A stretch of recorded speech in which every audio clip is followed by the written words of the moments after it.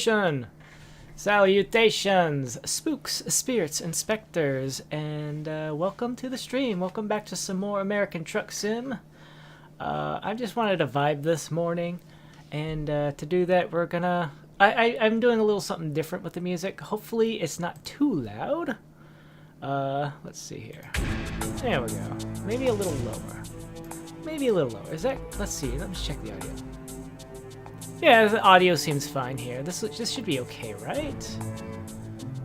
Let me lower it just a smidge more. There we go. I feel like that's right. All right. So yes, today, not a whole lot really planned out. I'm just gonna continue like I was doing last time. Just filling out the map. I have Arizona cities left to grab, and I have Washington as well. So we're gonna go ahead and knock these out. If we get these done, yeah, let's see here. San Simon and Grand Canyon Village. If we get these knocked out, I will go ahead and I will buy a truck. We'll buy our first truck and drive it around from here on forth. We won't rely completely on another company paying for all the gas and damages. And we'll go from there. So let's see here. Let's start here. Grand Okay. Canyon. Alright, so... This is based on price. I want distance. Route length. So this... Okay, so it's getting higher. Got it. So St. George here would technically be the closest.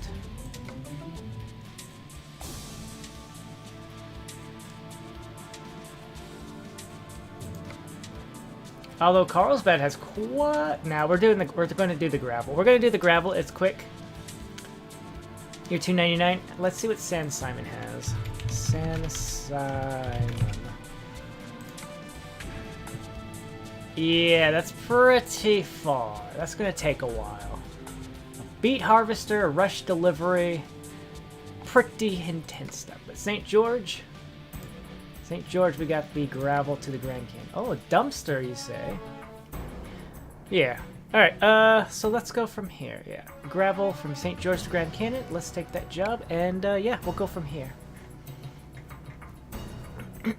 Everything going all right for you folks today? You having a fun time? Having a great day? Maybe you're not having such a great day, and you're just here to vibe. Let's do this. You're just here to have a nice, relaxing experience. Based on my position, hopefully I can just turn left up here. Yeah, buddy. Yeah, okay, we got this. We got this. Maybe I'll buy a truck and a trailer. Maybe mostly just a truck, though.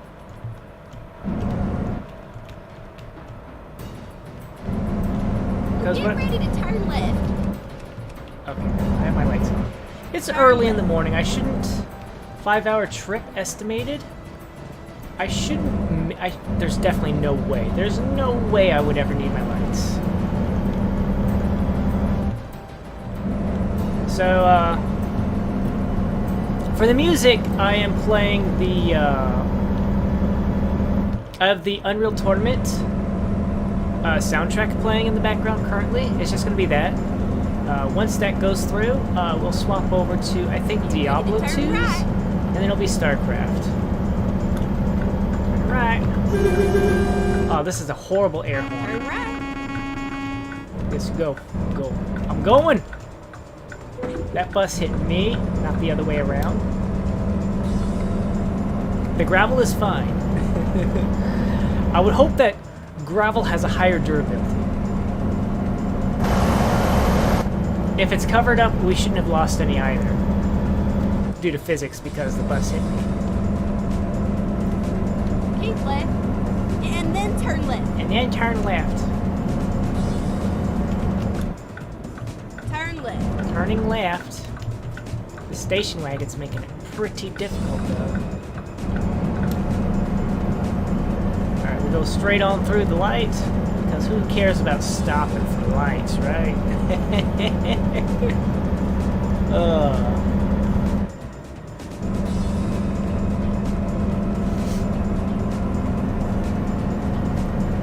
Alright. Hope fulfilled. Oh, that's why, because it's just a little loop-de-loop over there for a gas station and a way station and a rest stop. At the roundabout, take the first exit. Taking that first Exit now. exit. I am exiting now, Grandma.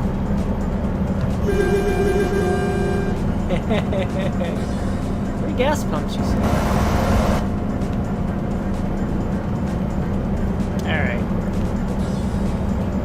So yeah, I've never actually done a trailer before. I'm on my other profile. I do have a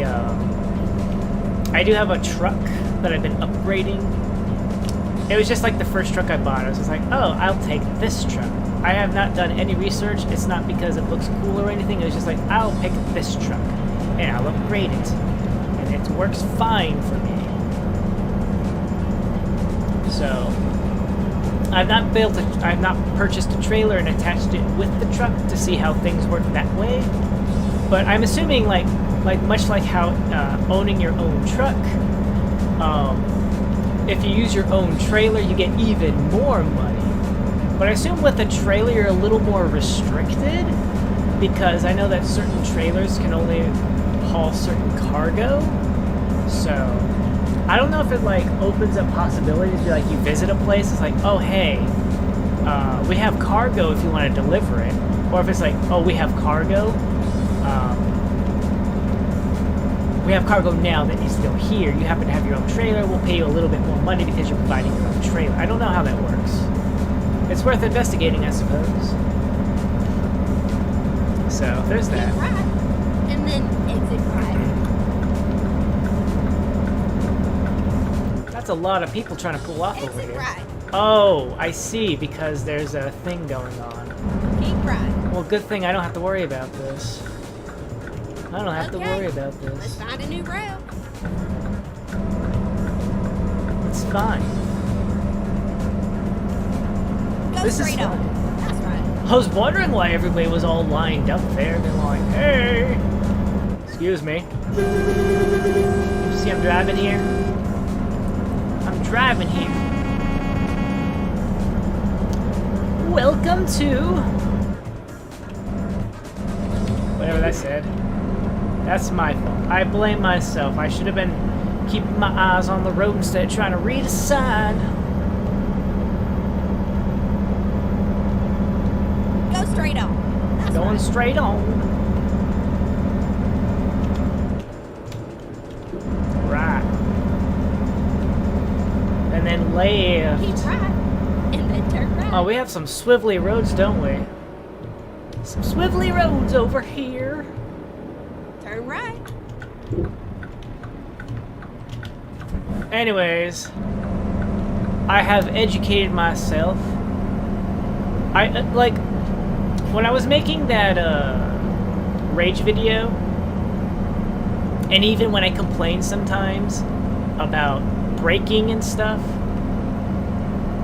I kind of forgot about the whole physics of, you know, when you have like 150,000 pounds of cargo, it's really hard to stop 150,000 pounds going 70 miles an hour and getting that to stop immediately. It's one thing to stop a car or a truck with zero cargo going 70 miles an hour, but in point in case, we're carrying like 44,000 pounds, practically 45,000 pounds of gravel here. It's going to be really difficult to get that to stop. And sometimes I forget that an object in motion tends to stay in motion. And when it's 45,000 pounds of something, it's a lot harder to get that to come to a stop than, say, just the truck itself. I forget these things sometimes. I forget about real-world physics being applied in games that try to mimic real-world physics. Granted, of course, sometimes I get a little bit on the emotionally angry side and I forget those kind of things. But it is what it is. Oh, the sun decided to come back out. I see, I see.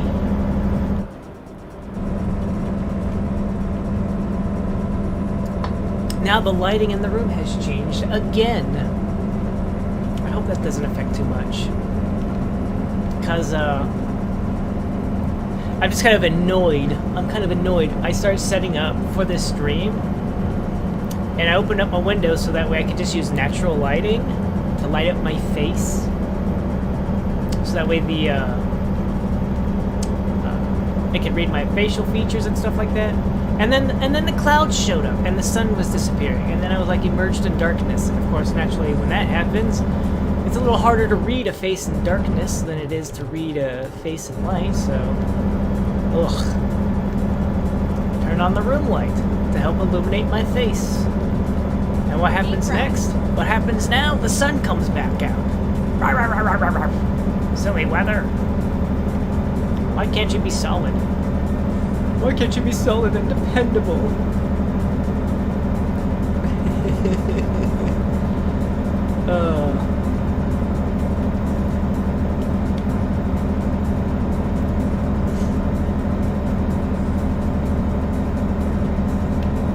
Are you thinking about, like, when the Texas DLC is coming out?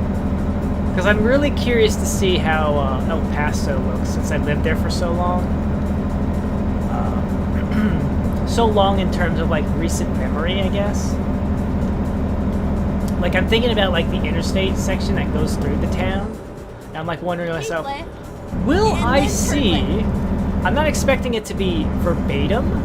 I'm assuming that there's going to be stand-ins due to, you know, copyrights and stuff like that. But I am wondering if, at a certain point, I'll be able to look in a certain direction and see the Coca-Cola factory and Tinseltown. Of course, that's assumed, like part of me is like wondering if Tinseltown is still even open. For those who don't know, Tinseltown is a massive movie theater, huge movie theater with a massive arcade and everything. It's huge, really big. And it used to sit up on this hill, from my perspective. It sit up on this tall hill from the interstate. And I don't know if it's like, I wouldn't say like the Coca-Cola factory was like right next door, but it was pretty close. It was pretty close. So I'm kind of like, alright, Truck Sim, if I look out my window up that hill, am I going to see a building? Am I going to see representations of the Coca-Cola factory in Tinseltown? Or am I going to get disappointed? Keep right, and then turn right. We went up and down that interstate so many times. Turn right. Turn right. I am. Don't worry, Granny. I got it. I'm kind of wondering if I should stop and gas up. It'll be fine. It'll be fine. Oh, the ice cream truck. That makes me think. What was it? Venky. Yes, Venky. I'm reminded of Venky. He told me that. He told me about this game that's coming out soon. They currently have a demo out right now of the food truck sim, and it's made by the same folks who made Cooking Sim. And I think, you know, that'd be pretty interesting to maybe play, you know? Because apparently it's not like a simple case of like, it's not like you can simply just sit, the words are failing me right now. But like, I'm familiar with Cooking Sim. I know what it's about. I don't actually have it myself or have played it, but turning right up here.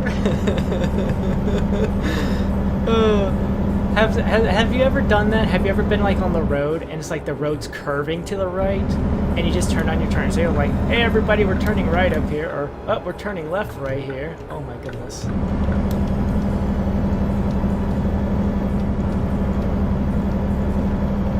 Yeah, but yeah, back to food trucks now. As I was saying, I am I am kind of aware of what the food truck of what cooking sim is. I just was like, I don't know if like, part of me is like I could play it, but it just never really held the kind of interest to just get it yet. But food truck sim, I was watching a video of that, like little demo video that they have on their and the images of their how they're selling the game on the eShop, on Steam, okay? Okay, we all know I play on Steam. Okay, moving on. It looks really interesting because, like, unlike, say, cooking sim, where you just, like, you're in a kitchen, you pick ingredients, and people make orders and stuff.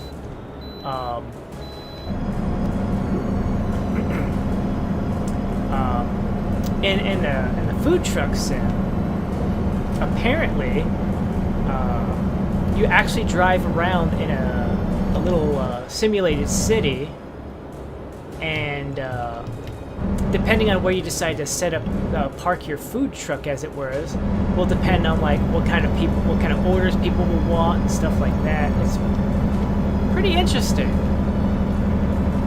And of course, you can change the design on your truck and all that. So I might. Oh. I was like, wait a second, I turned off fines. I forgot that, you know, that use the exact same sound for, it's been a while since I played this, okay? It's been a while, okay? We've been playing so many other games that I haven't played Truck Sim. Go straight on. Go straight on. So, yeah. I'll probably, depending on, like, I am tempted to like maybe do like the demo and give that a shot and do like a stream playing the demo. Maybe a video. It might be a video. Regardless, just in general, checking it out. Checking out Food Truck Sim and seeing how, what kind of things it's offering. Because if the demo's fun, I might just get the full game and we can play that. Because it's such a silly game, too. Like, the way things are. It's unfortunate that, like, for, like, say, cooking sim, I feel like I could have more fun playing like that. That is some weird texturing going on there. I'm sorry to say, but you got some weird textures going on there. But, yeah,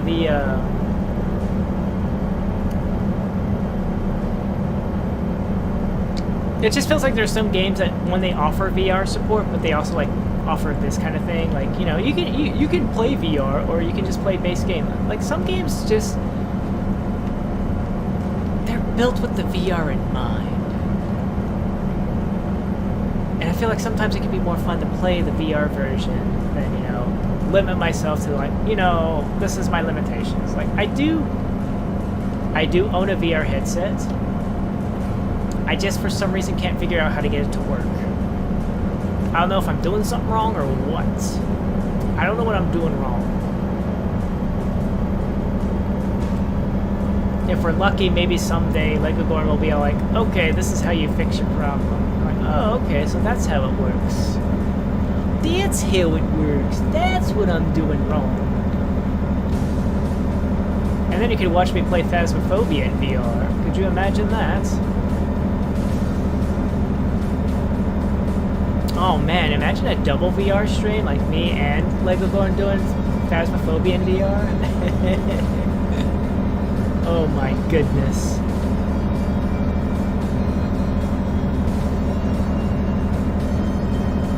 I don't know how I'm not sure how I would get the model to work with it. It might be a model-less stream though. Which is fine though, because like my body movements will be enough of a personality as it is. You just won't have a face to look at, I suppose. I have no idea how chat interaction would work. How does that work? Maybe I'll have to do some research and watch some streams of other VTubers when they use VR and see like how like just to see like, hey, do you interact with chat? How do you interact with chat? I thought I would have enough gas to do this. I'm getting nervous now. The music's not helping.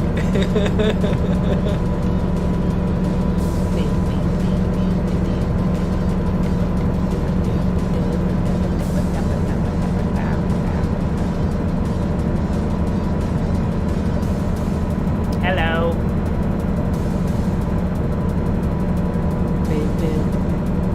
Gas station. We can fill up. We can fill up right here. This is fine. This is fine. Never mind, sugar. I'll find us a new one. Gas pump on this side.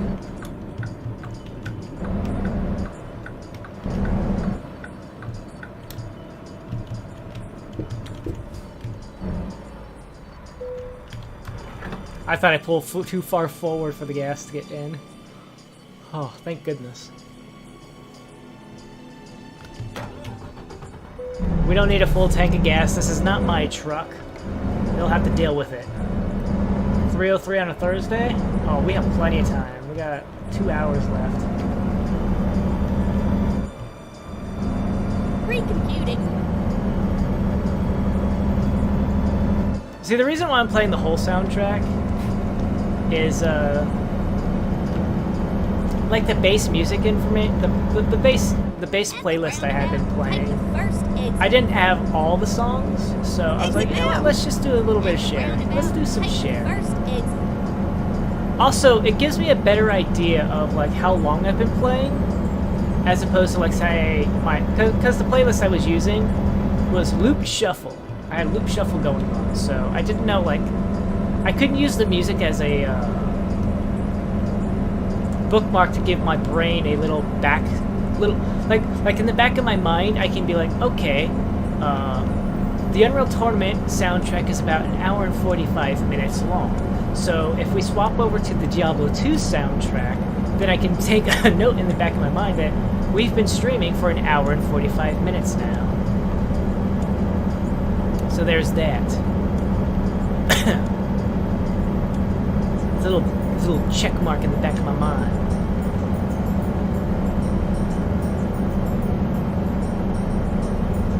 Get over there, drink. I guess I'll hold out. We're like 30 minutes out.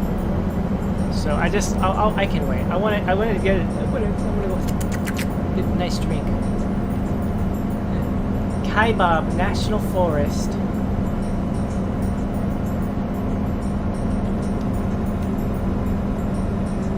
Well, this is an interesting looking forest. I suppose those are supposed to be trees.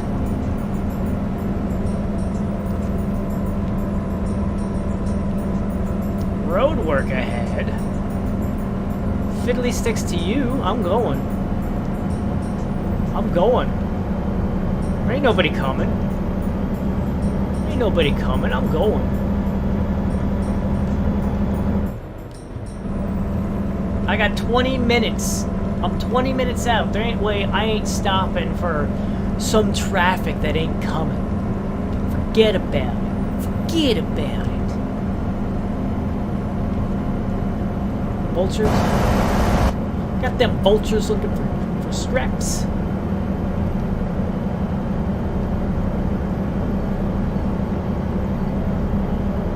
Grand Canyon National Park. Oh look, the trees are getting taller. Ah, there's Grand Canyon Village. There's Grand Canyon Village. Gotta show it.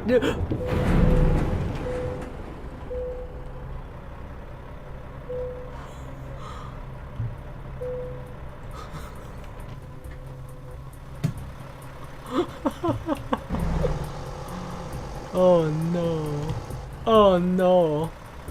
Oh no. The gravel didn't take any damage. That's the good part. We didn't lose any kraut. 4 hours? What do you mean 4 hours? Rerouting. Oh no. The cargo's going to be late.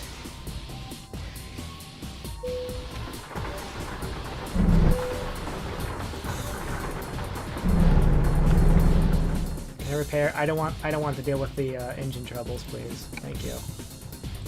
Where are we? Where are we? Where are we? You hauled me all the way down here? Where is this? Oh.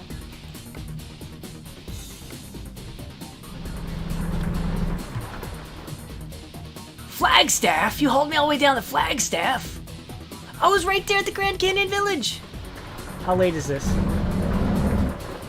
We have 30 minutes to get this cargo there.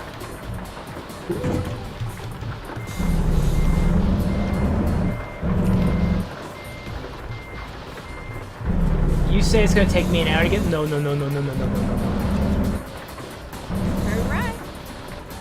It's not gonna take me. It's not gonna take me that long. That's not gonna take me that long to get there.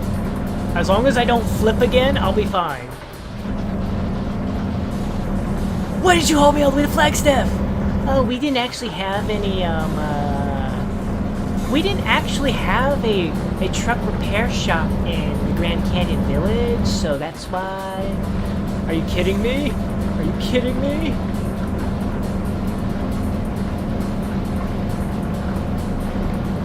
Ready to 713, 713, 713, 713. You didn't take, yeah, the gravel didn't take any damage. It's fine. Get out of my way! Get out of my way! Get out of the way! Get out of the way! Get out of the way!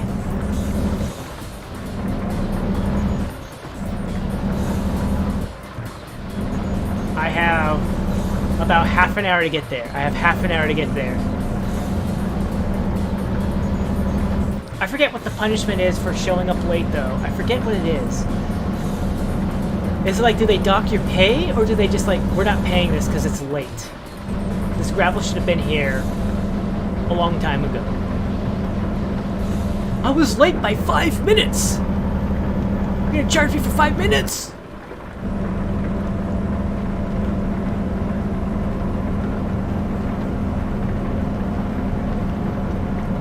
Perhaps you should have had straighter roads going into your town. And then they look at me and like, perhaps you should have been a safer driver. What? But I'm getting you your gravel. The gravel is already late. It's already late.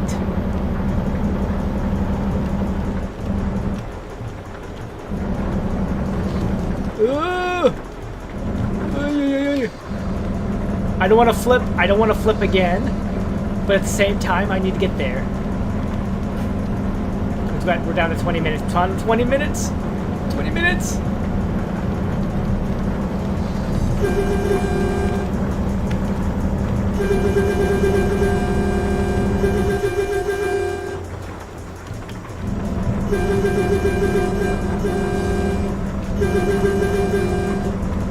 Oh, if I was going to stay behind these guys, I would definitely not make it. 13 minutes! Ah! No. We can make it. We can make it. We can make it. This will be fine. This is fine. Everything's okay.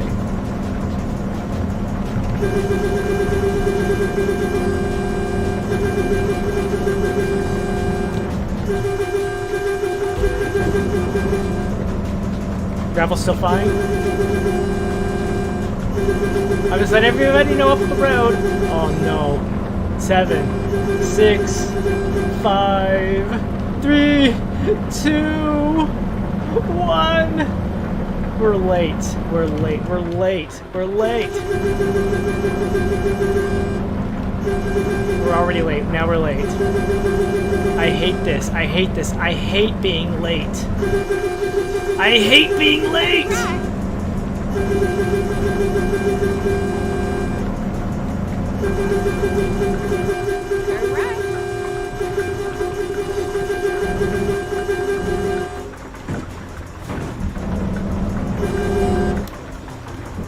This sucks. We're late. I'm late! I'm late! I'm late! Turn right. Turn right.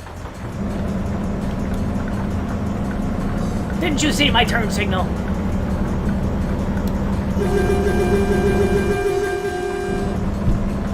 They hauled us all the way down the Flagstaff. It took them 4 hours to get here and haul me off. What, 2 hours to drive up there and 2 hours to drive back? Oh, I don't think so. This better just be like a, I'm hoping that, it's a, what do you call it?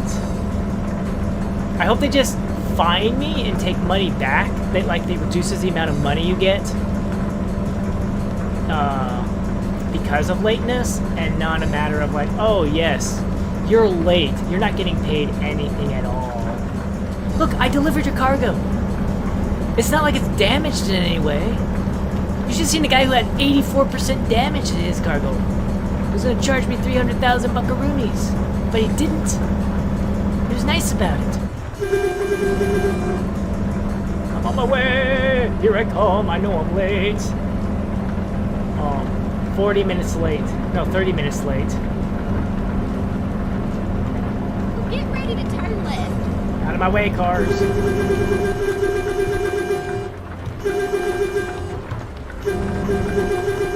Turn left. Alright, we discovered it.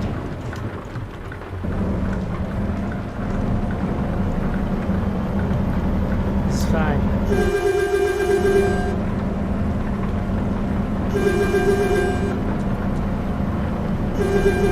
I'm here! I'm here! I'm here with your cargo, your gravel. It's only, Turn right. it's only, 40 minutes late, maybe. It's fine. Turn right. It's only 40 minutes late!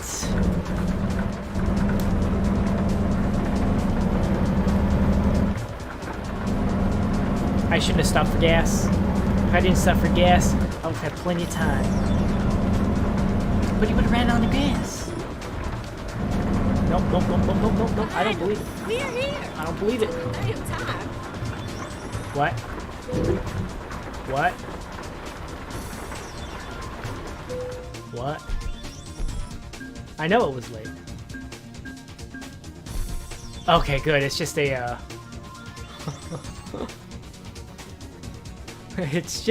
it's just a negative. It's a fine based on how late you are.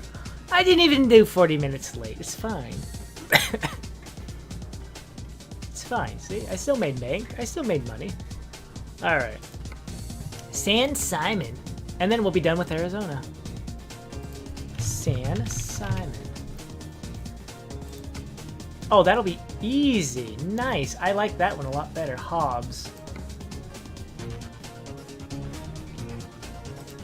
We're gonna deliver tires. We'll deliver tires from Nogales. Nogales to San Simon. To San Simon. Let's do this. I gotta get home in time for Lori. Wait.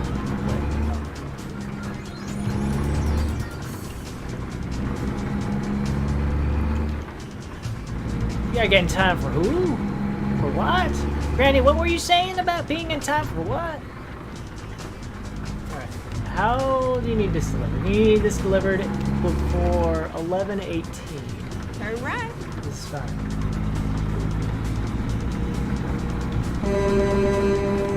There we go. That's a proper horn.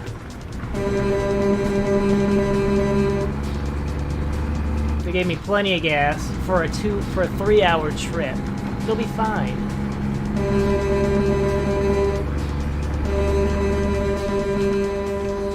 Actually, I wonder if rain actually has an effect on the road conditions, or if it's just cosmetic. Turn left.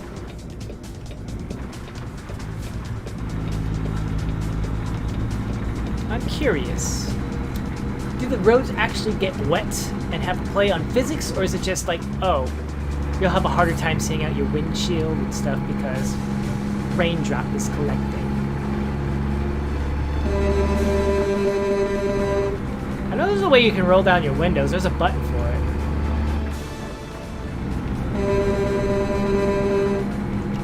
Let me look at that button. I want to see it. Options.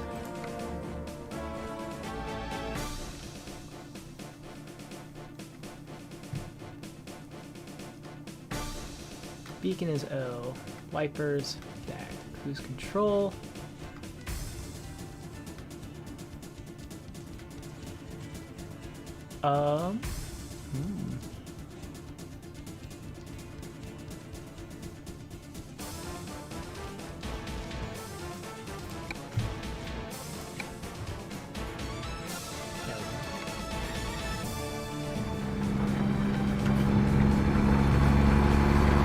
Hey! Hey! Check that out. That's cool. Does the rain get inside? Go straight up. That's cool. I like that.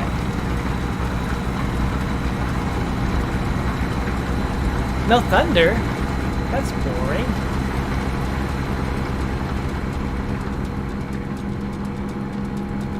That's so nice.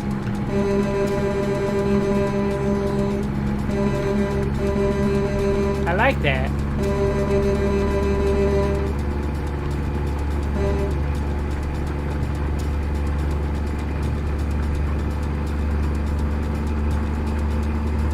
It's a shame there's no thunder sound.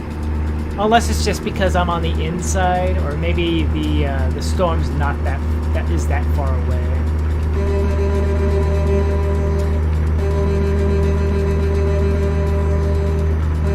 I'm gaining on you guys. I'm gaining on you. Don't make me ride the shoulder. I'm riding the shoulder now. It's your fault. It's all your fault.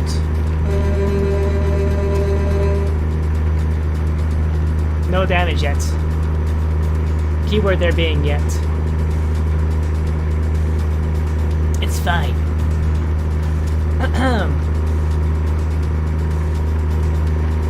Well, I want to get over here on the shoulder.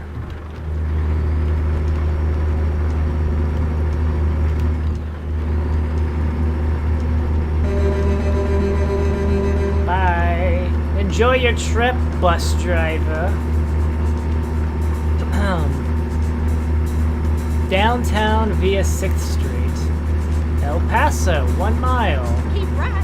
We'll And be then driving El exit Paso.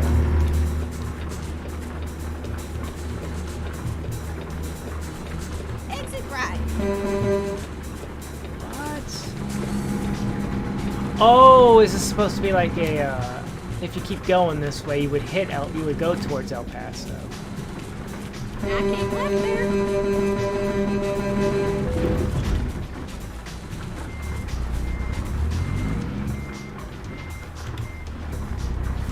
How am I supposed to know how big my truck is? It's that truck's fault. It kept shoving me over.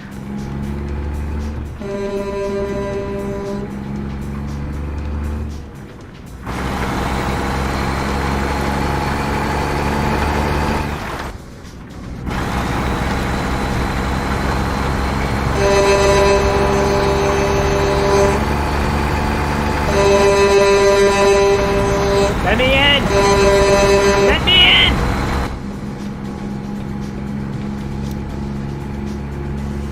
Don't you hate it when people won't let you in? You're clearly showing your blinker, you're clearly going this speed, but they're like, I don't want to tap the brake because I'm in more of a hurry than you. The entire left lane is empty! Move over! The entire left lane is empty. Why don't you just let me through? Go straight up. Let me in. Oh, but I have to turn right at the next intersection, which is about 2 inches away from your intersection. Excuse me! I'm reminded of this one time I was driving down and there's a bunch of like strip malls on my right. And at one of these intersections, one of these little intersections where the traffic from the parking lot of the strip mall lets out onto the street I'm driving, there's a truck waiting to go out, but they were turning left. They were doing a left turn, and there was enough space in the outlet to allow a car to be like, "Hey, I want to turn right." Well, there's a car hiding behind that truck. And there's no way, I didn't, and I say hiding because I didn't see the car until it was pulled out directly in front of me. Like, you can't even see the oncoming traffic, so you're just going to blindly pull out into the road like that? Really? You're gonna cause a potential accident so that way you can go out maybe half a minute early? Maybe? If you're in a vehicular accident, you're going to be even later than you would if you just waited long enough for the traffic to go by. And do you honestly, and especially if you can't even see behind, you don't even like, you didn't even like, like the car didn't even try to peek out. It didn't like inch out to try to see beyond the truck. No, it's just like, I'm going. I'm leaving. I'm turning right. I'm pulling out on the road. Just pulled out directly in front of me.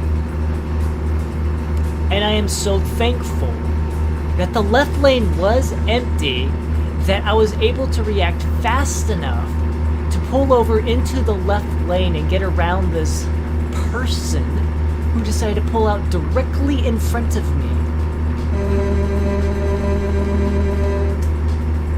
Come on, if you can't see the oncoming traffic, why are you just gonna blindly pull out? Why? Madness! I'm at almost 500,000 buckaroonies. I forgot to get my drink during the job transition. Oops, it's okay. Go straight on. I can do this one-handed.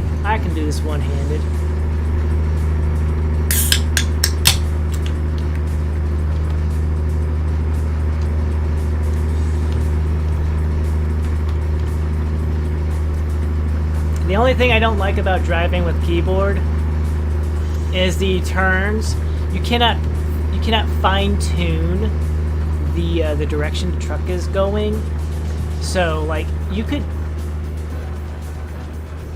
like be in a lane and the road could be going straight dead on, but you can't. You have to go like back and forth, like wiggle the steering wheel.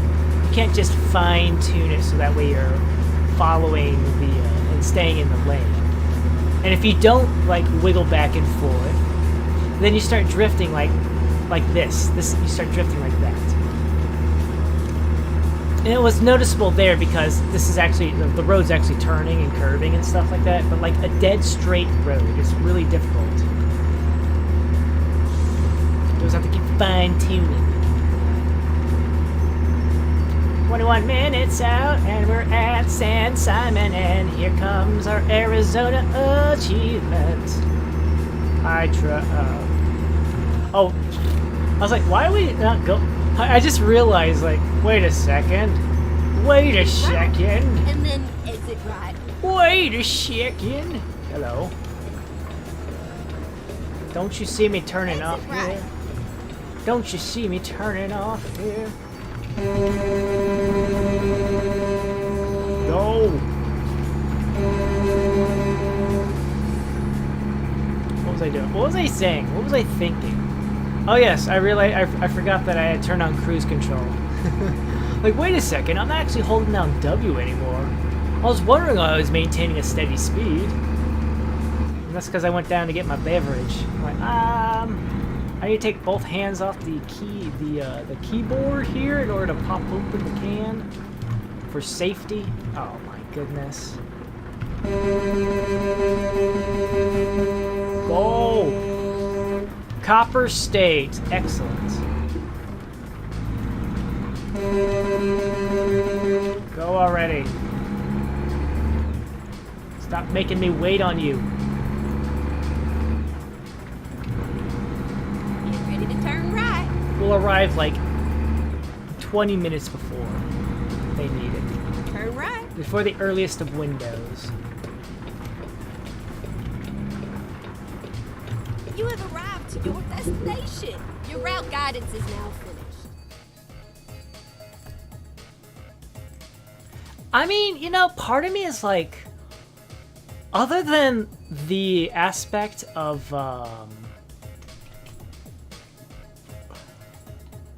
like, the only reward you get is experience. There's no other reason to really park it. Where do you need it level parking? Other than... Fine, you know what? I'll do it. I'll do it. I'll do it. I'll do it. I will do this. I will park it exactly where you want it. I meant to hit... I thought I had clicked, I'm in a hurry. But I'll do it. I'll do it. I'll do this. It'll be fine.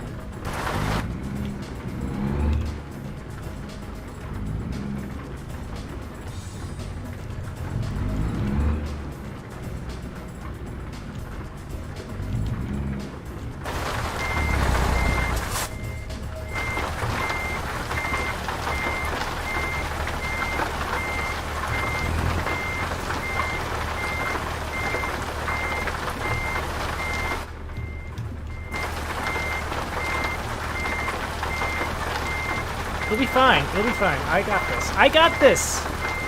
It'll be fine.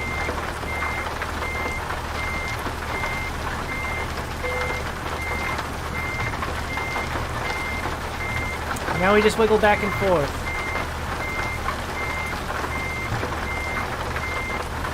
Really?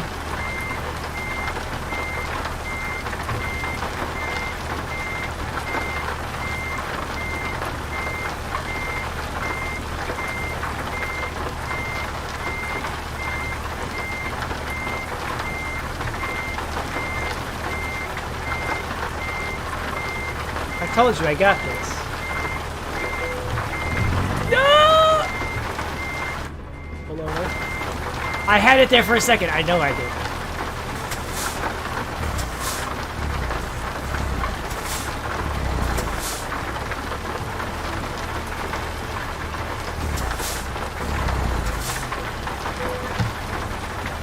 See, I told you I could do it. First try. First try. First try. 40 experience. That's nothing.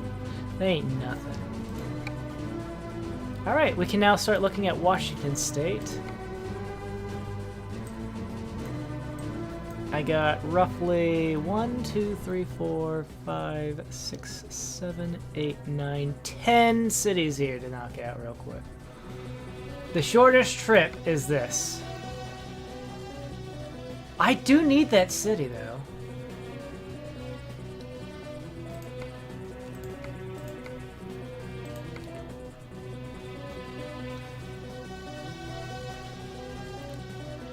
Portland, North. I actually do like doing stupid jobs like this. It's like, oh, you need me to transport something that far? That's fine. How much you paying me? Oh my goodness. I'll think about it. I'm gonna run to the bathroom real quick. Let me just put a little message here. Wait, what? Where's the message? Oh, this is what I meant. Yeah. Let me put this up real quick. I'll be right back. It's just a quick bathroom break.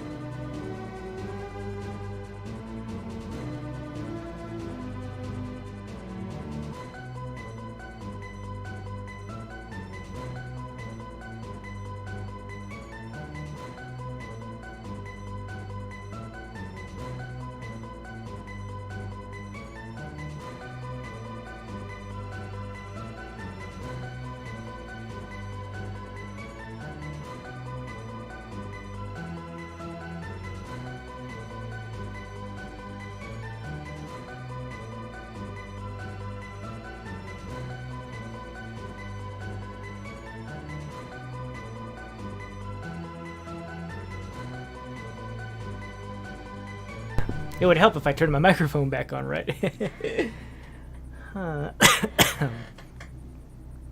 Yeah, just give me a moment here. It's $3,000.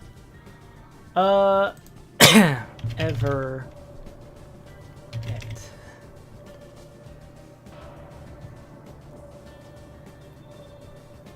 Oh, that's Oregon. That's the next one. Which theoretically would be, you know, 2 additional cities, but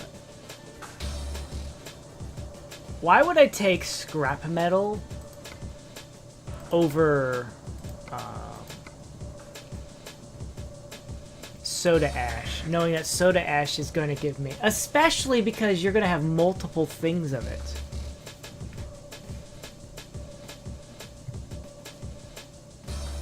Spokane.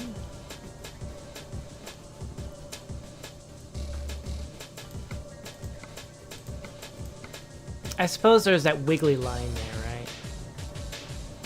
What else is there? That's far. Now we're definitely getting some distance.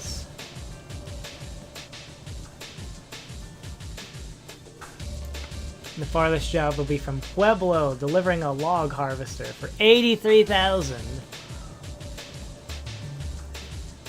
Toys from Newport? Oh, yeah, that's right.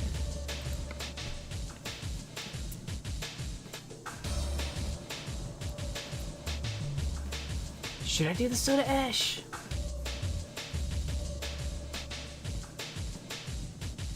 I don't know. I'm thinking about it. You know what would really help? If I took that logo off. I forgot to take that off. Oops. Oops. Oopsie poopsie. Alright, I'm thinking here.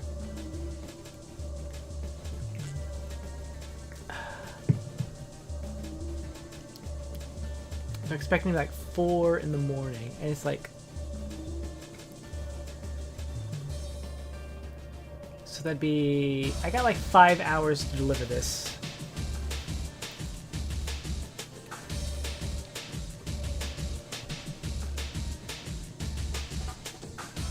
This one gives you an extra, well, that's because it's a 10-hour, that's a 10-minute shift overall.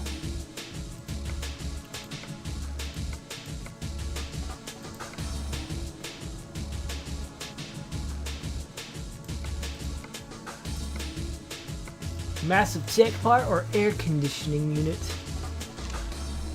We're gonna do the soda ash. Give me one moment though.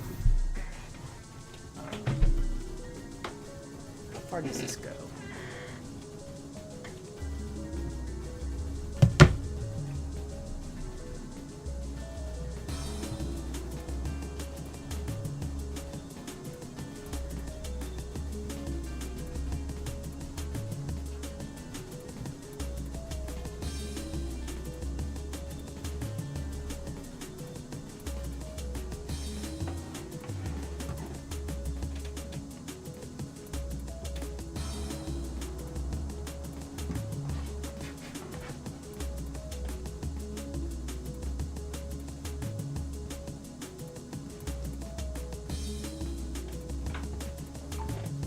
What?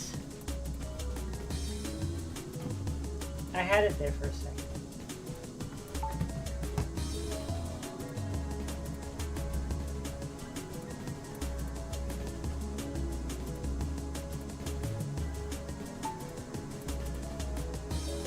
Yeah, I'm gonna glance down. Sorry, trying to recharge my phone while... Whatever! We're moving. We're taking the job. Everything fine? Everything's fine. If I disappear, it's because I went to look at my phone, make sure it's charging properly. We're at 54%.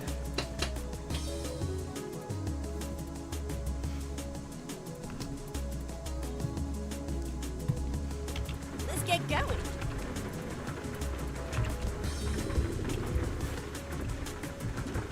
This is an old truck. This is gotta be... I need to go that way.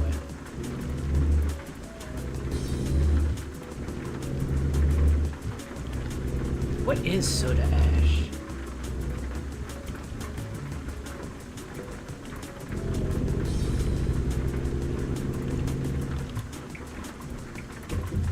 Turn right. What is soda ash? Well, get ready to turn left. Turn left.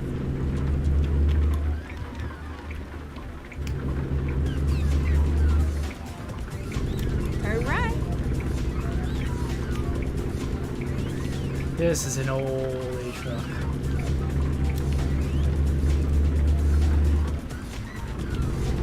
This is the kind of truck I would have to install the GPS into, like an additional feature. 55%. That's fine. No damage.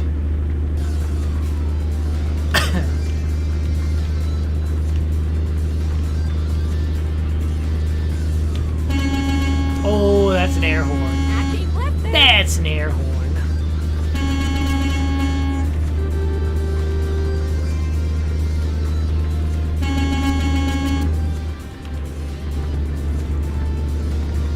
We're heading up to Everett. It'll be fine.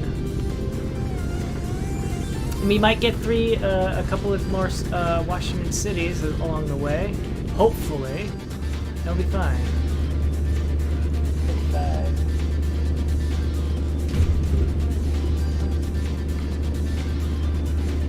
I hate the whole drifting thing.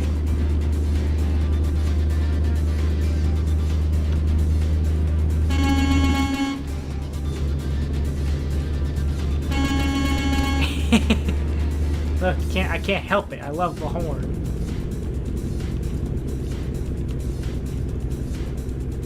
So I need to be Keep right, and then keep left. We're heading up that way. We're not heading to Salem. We're not heading to Kirby Avenue. We're heading up to Seattle, Washington. General area. I keep left there. They won't even let me go that way. Like, no, you can't go. You can't go to Kirby Avenue. No, sorry, Bob.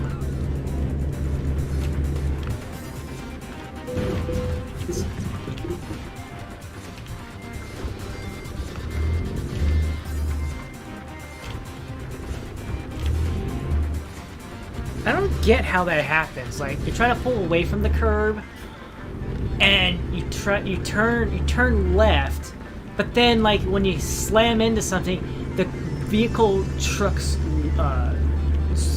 just slams to the right. I don't understand that.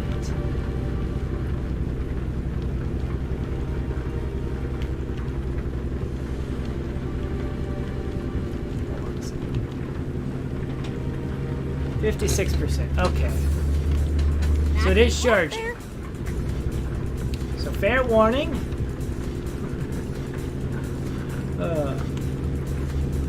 Yes.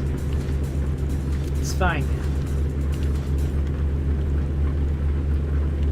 Man, trying to imagine driving and filling in all these roads. Because what, I'm just going free roam now. I'm going to fill up all these roads myself. 50 miles ahead? I don't think so.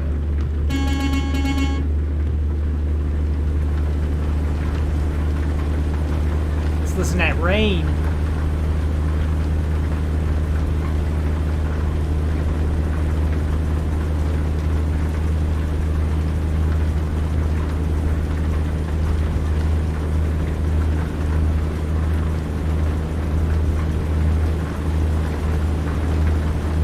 That's as far as the road. That's as far as the window goes down.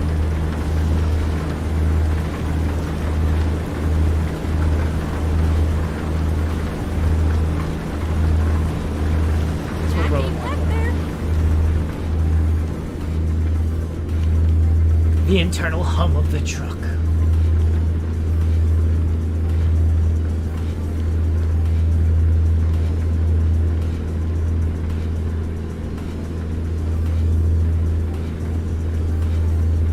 How finicky my phone charger is, or rather my phone is when it comes to charging. This is an old truck, it doesn't know how to turn. That's where most of the damage is going to come from. Because they'll start turning left, and the truck will be like, I really don't feel like turning left.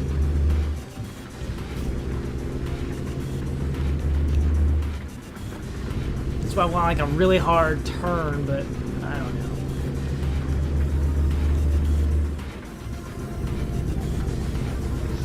So like the best way I can demonstrate like what I'm like turning feels like it's doing this kind of a thing. Slow gradual thing. Whereas what I want is like a whoosh, that kind of thing. I want something like that. I want a button that I can hold that I turn real hard.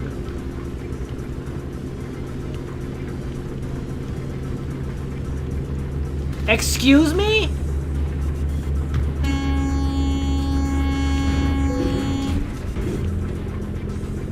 Oh, I'm sorry. Did you forget there was a truck right beside you when you pulled into me? Gotta show you. It's your fault. I'm sitting in this lane here and you're like, I'm gonna just make my way in here. Force him into the shoulder. Uh-huh. Now who's gonna be late?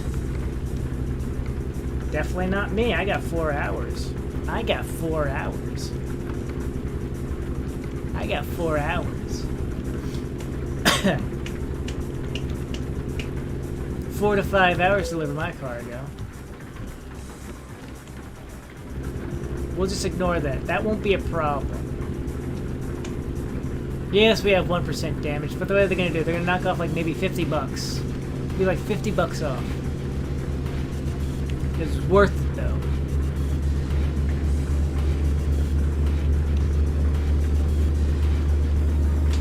Honestly, at this point, I feel like I might need a new phone. Because what... The annoying thing is my phone is not, like, compatible with the wireless chargers. Because I tried doing that. I tried setting it up on a wireless charger. My phone's like, what are you trying to... What are you... Thank you for propping me up. And I'm like, that's cool. Can you charge? Like, what am I charging from? Like, the wireless charging thing that I put you right up against. Like, I don't know what you're talking about. So it'd be nice to have like one of those set up there.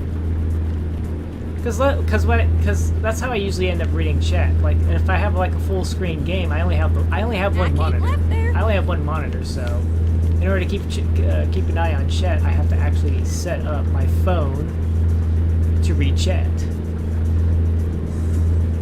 Sometimes I get lucky and like I have games that I can play that don't really require I could theoretically play Truck Sim in Windows mode. I could. I just choose not to because I prefer to do full screen, I suppose. Forget about it. But there are plenty of games that, like, I play full screen. It's like, oh, gotta have my phone set up to keep an eye on chat and see if anybody's saying anything, you know? But of course, that means that, obviously, it's using up power, my phone power, so at a certain point, I'm gonna have to start charging it. I keep left there. And because it uses a cable, sometimes it gets finicky. It's like, oh... In order for the cable charger to start putting me in a charging mode, I have to be standing lateral and parallel to these other devices on this flat surface, and now I have to be... The cable has to be entering at a 60-degree angle of bloody blues. Wait, really? No. How about, you know, you just charge because I put the cable in you, huh? Why don't we just do it that way, huh?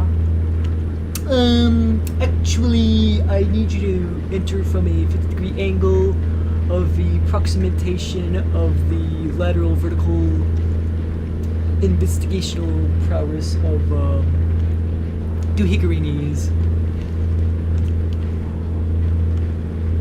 So, like, normally, like, it started, like, I would charge it on my desk next to my keyboard, so that way at least I could just quickly glance down. Because normally what I do is I prop my phone up against my monitor and I can just glance down at it every so often. I can just shift my eyes really quickly. making it look like I'm blinking. I'm not actually blinking. I'm just looking down at chat. Very noticeable.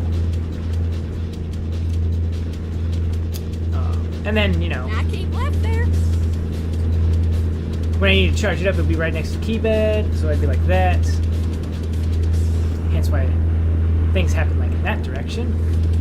And then when it comes to like, since I had to shift, I shifted my charger to a different outlet, so that way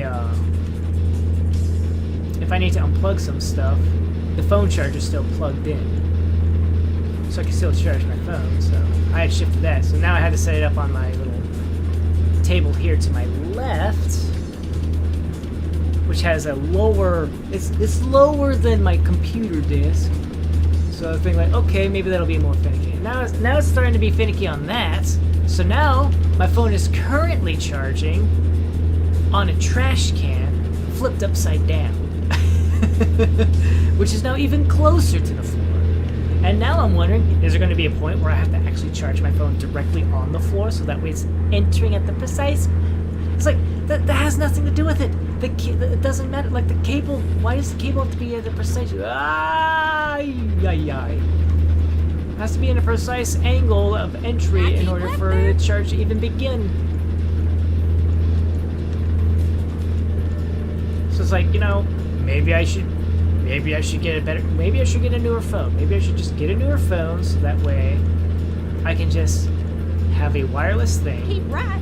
Prop the phone and then up. Exit right. Prop the phone up so that way I can just have it set up. Right. It's all propped up, ready to go. Ah! Turn left. Turn left. Did you see the... Ah! Stop.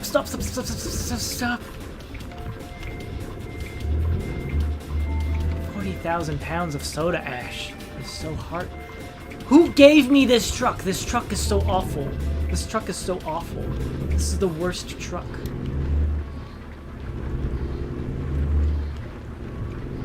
Eagle? I ain't buying a truck from them.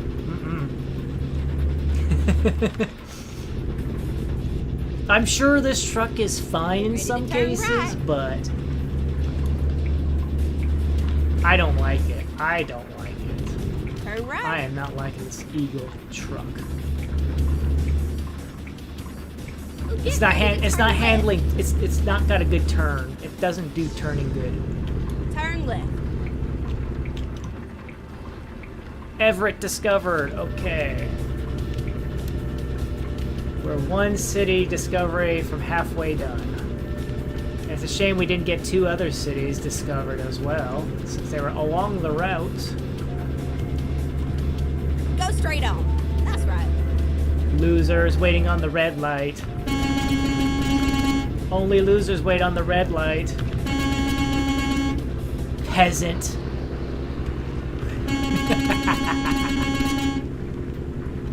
Keep right. And then, you know it, continue straight on. And you know it, continue straight on, because that's the only way the game will let you go. I'm here. I'm announcing my arrival. I'm here. Here's your cargo. Why isn't this gate open? Why isn't this gate open? It's all over now. The braking is also awful and atrocious. I was carrying 45,000 pounds and I felt like I was braking better in that vehicle than this vehicle. It's satisfactory. I guess we can give you some money. Alright, let me make sure this is charging.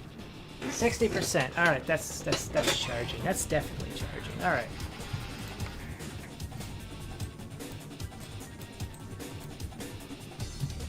Alright. Longview. From Yakima.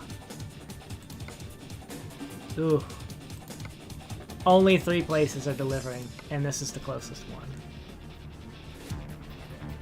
Waste paper. You could just call it toilet paper, you know? I don't know if I like that road, though.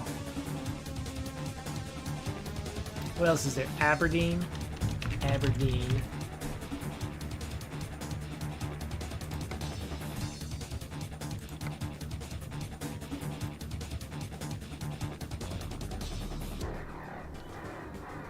I don't know.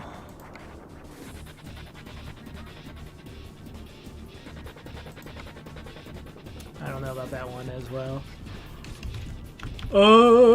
Olympia. Yakima. So we can deliver nuts. Interesting how you have it like that.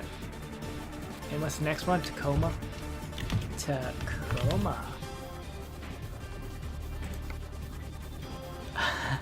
No. Wenatchee.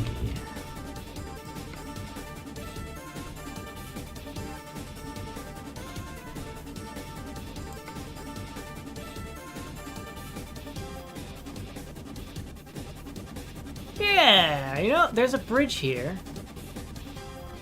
That'll get me 3 achievements in one. 2 achievements. Well, I'll get an achievement. Empty pallets that need to be there in an emergency. When do they need to be there? I got 7 hours to deliver them.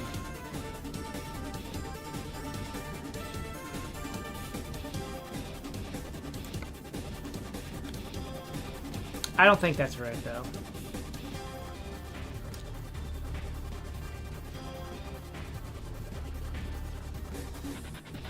Bellingham. Spokane. That's distance. That's distance. Omac. Medford. Oh my goodness. Why is there...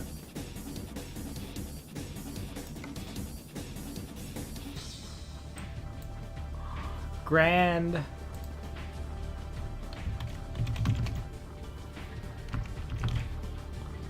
From Spokane. Okay. Or we can deliver butter from New Vegas. I keep saying New Vegas, Nevada, from Nevada. I see NV and I think New Vegas. Colville.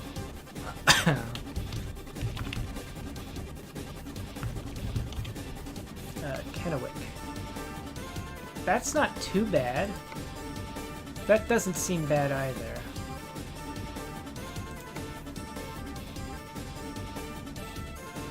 Oh, but we can drive through Omac for that one.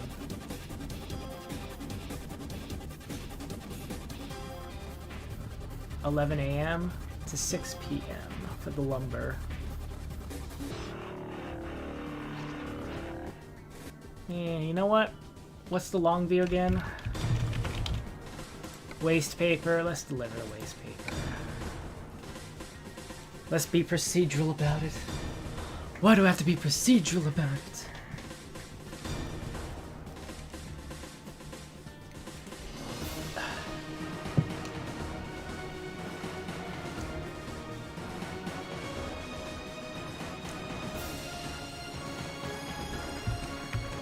Time to hit the road.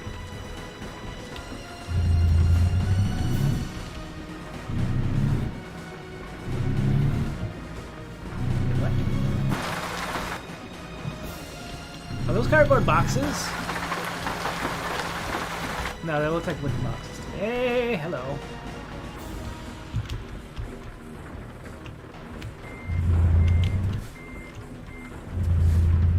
I could probably exit this way, right? There's definitely not a fence up there, right?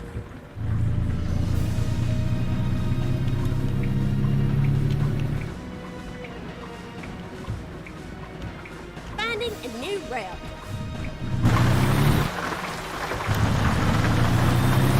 Get ready to turn right. Turn right. It's like cardboard. Folded up cardboard. Exposed to the rain. Go straight on. That's right. The cargo's already taking damage from the rain. Oh my goodness. It's taking rain damage. It's taking rain damage. straight on. That's right.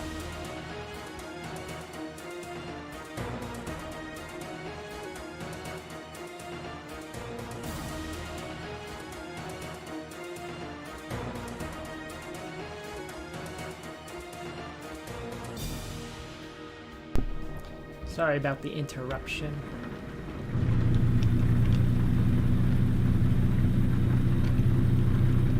It's okay. It's okay. I'm sorry about the interruption. And I'm the one saying, it's okay. It's okay. I keep left there. Yeah, apologies for the interruption. It was just a matter of, hello. Would you like some food? Keep I'm right. good. I'm good. I'm good. If hunger was a thing, I would have definitely been like, this is the same exact truck. It's just a different. It's just a more updated model. It's just an updated model, isn't it? I can tell by the hood. I can tell by the hood of the vehicle that this is like. This is an Eagle, isn't it? International.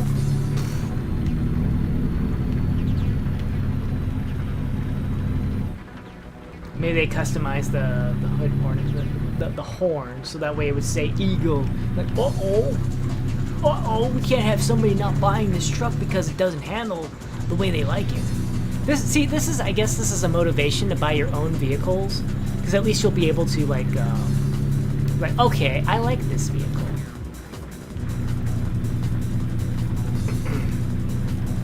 I like this truck. I like the way it handles. I like everything about it. It's fine and dandy. It works exactly how I expect it to work.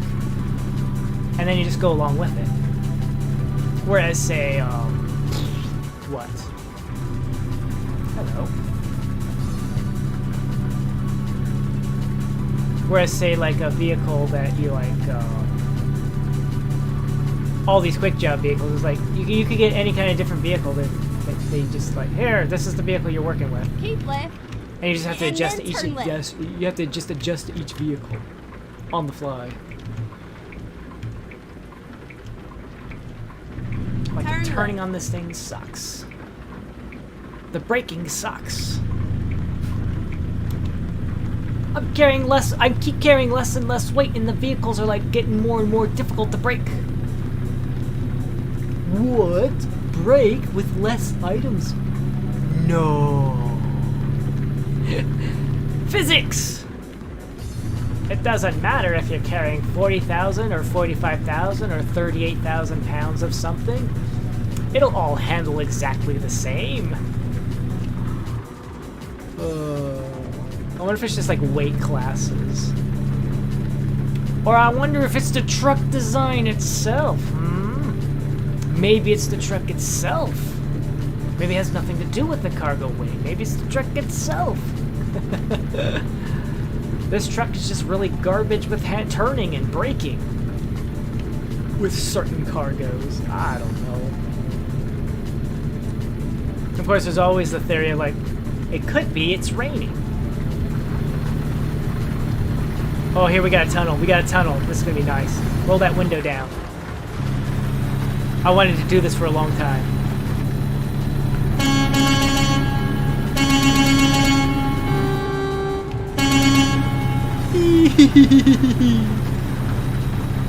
I didn't know that was going to be a tunnel. I was just rolling my window down because I wanted to listen to the rain a little bit. And there comes a tunnel. I'm like, oh, perfect.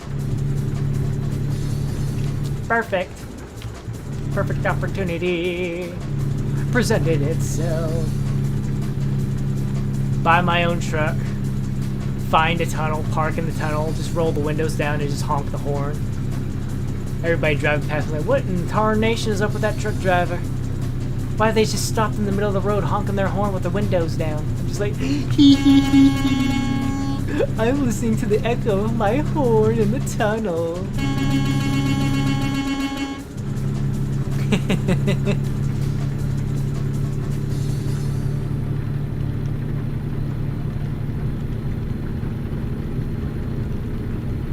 It's fine. It's fine. Everything is okay. travel Washington. What? What did I discover? What did I discover, huh? What? Out of my way, car.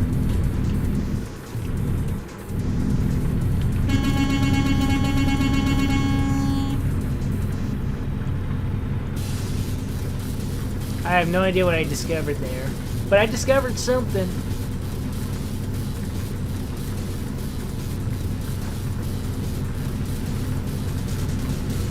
I'm sure when I look at my little notepad of things I need to do for achievements, I'm like, okay, what did I do? What's the possibilities?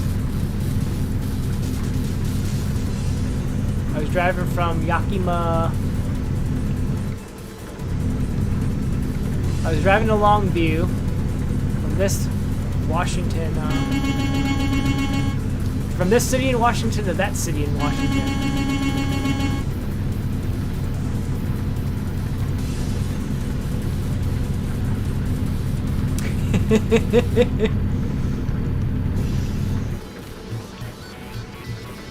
Hello. See, I'm holding right. And now I'm holding left!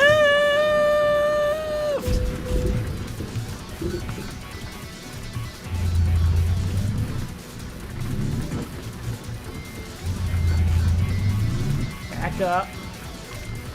Now left. The engine doesn't need to be checked. Service immediately. No! We're an hour out from our destination. When do they need this? 6:14 a.m. It'll be fine. Everything's okay. Look at that beautiful sunrise behind us. Look at it. I can't really show you. I'm looking from the rearview mirror in the upper right corner. It's so pretty.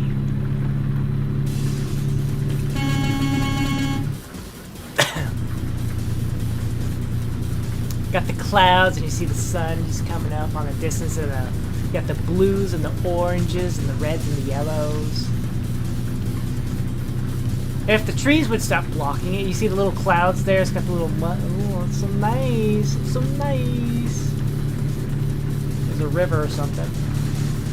Can't really look at it because I would have to go in photo mode or something. It's awful turning. This is awful turning.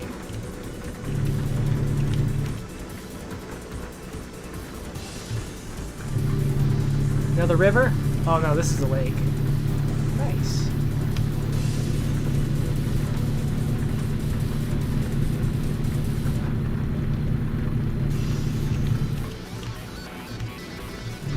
The draw distance in that rear view mirror, now that I'm looking at it, I've been staring at it for a while, is pretty drastic when you look comparatively.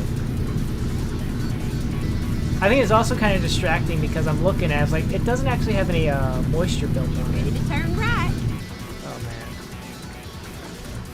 Like, I'm gonna roll down my window here on the left, the driver's side window. Oh, you're right. You're kidding me, right? You're kidding me, right? You're kidding me, right? There's no moisture on that either. There's no moisture on these rear view mirrors. You're kidding me, right? You do it on the windshield and even the side mirror, on the side windows, but you don't do it on the actual rear view mirrors? What? Hey, I'm driving here. Oh, that was cool. I like that. That was so cool. Just a brief respite from the rain because I was passing under a bridge. Very cool. Hello there! Welcome to the stream. I see you down there. Give me just a moment. My phone is in an awkward position, so I can't really read what you said there.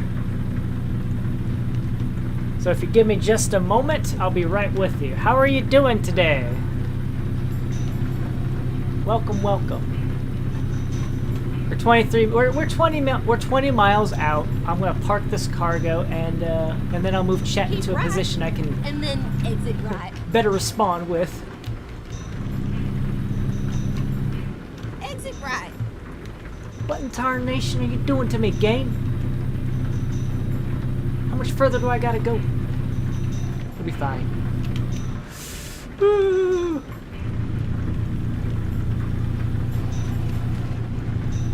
Okay, I see the destination there. Longview, more like a long drive. We're going to be turning left up here. There we go. We're halfway through Washington. And then turn left.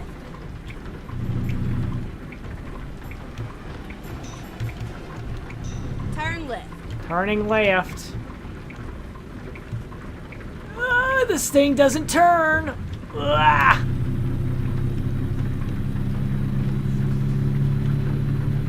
Alright, we're almost there. We're almost there. We're almost there. Go straight on. That's right. And then we'll be turning left up here, and then you got the paper factory up here to deal with. All right. Get ready to turn left. Yeah, for my current perch, I see that there's chat, Turn left. but I cannot read anything. It's just words I can make out. It's just syllables for me. We've arrived at our destination. The paper is not damaged, even though technically. It was a nice ride. Now, make sure you come back and visit me, all right?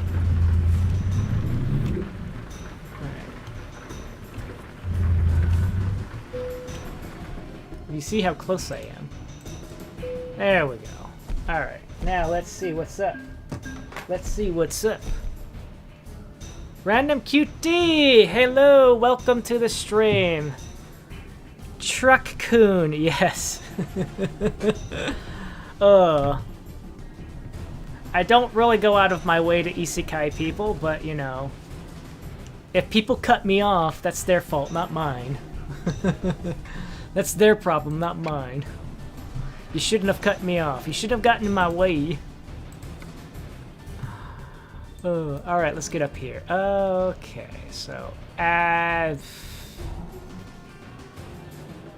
Vancouver. Oh, Vancouver's right there. I see. How long is that? 3 miles? You want me to drive 3 miles for $400? Oh. Havre to Havre? Oh, from one side of Havre to the other.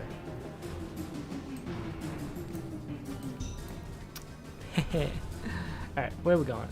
Let's look at these again. Alright, we'll start here. Colville. Kennewick. That's a simple drive, but I don't want to do that. Grand Coulee. And Spokane again.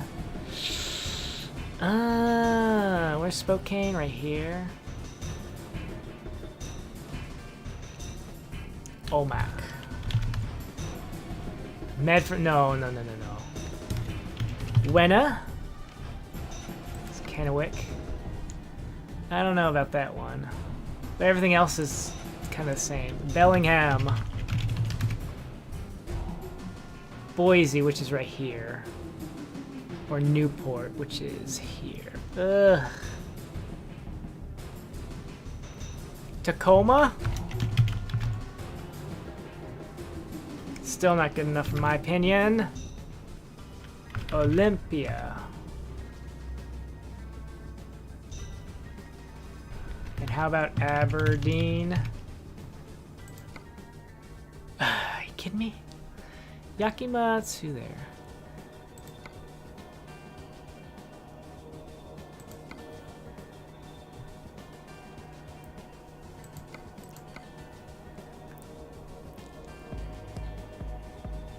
About 3 hours delivering this.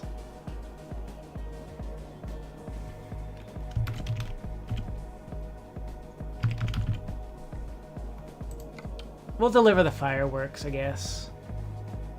We'll deliver fireworks. We have about 3 hours to deliver it, and it'll take us about 3 hours to get there. It'll be fine. Ugh.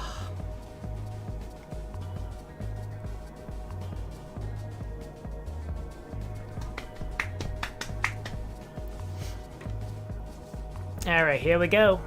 Back on the road. Now you drive safe, you hear? Oh, we gotta turn left. Hello, sir. How's it going? How's it going, dude? Aye! Are you kidding me? You gave me the exact same... You know how much I hate this truck. And the game's like, oh, we're gonna give it to this truck. Oh, no. You kidding me? You kidding me? They gave me the exact same truck again. Oh, we'll give you a new paint job. We'll give you some different instrumentation inside. You ain't fixed anything that I want fixed. Right. The braking and the turning. Oh my god. How much?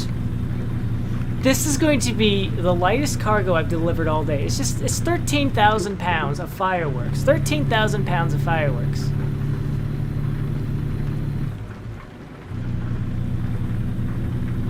Actually, you know what? Give me a moment. Give me one moment here. Give me a moment here. One moment, please. You. Come here. Unplug. Plug in here. There we go. There we go. There we go.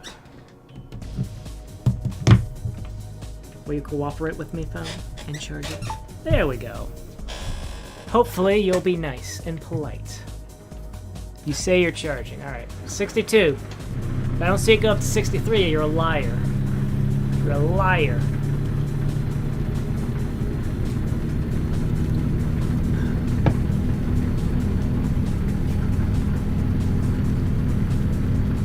Oh good, there's no flashing lights. Could you imagine if that was like flashing lights? Flashing lights and be like, oh yeah, here comes a train at the last possible second. I hope you're prepared to hit the invisible wall. It'll be fine. No. Alright. Here comes my experiment. I am going approximately 70 miles an hour. I'm carrying 13,000 pounds of fireworks. 75 miles per hour now. How long was it going to take me to brake? Oh, okay, it's very respectable. Very respectable, I assume. Comparatively.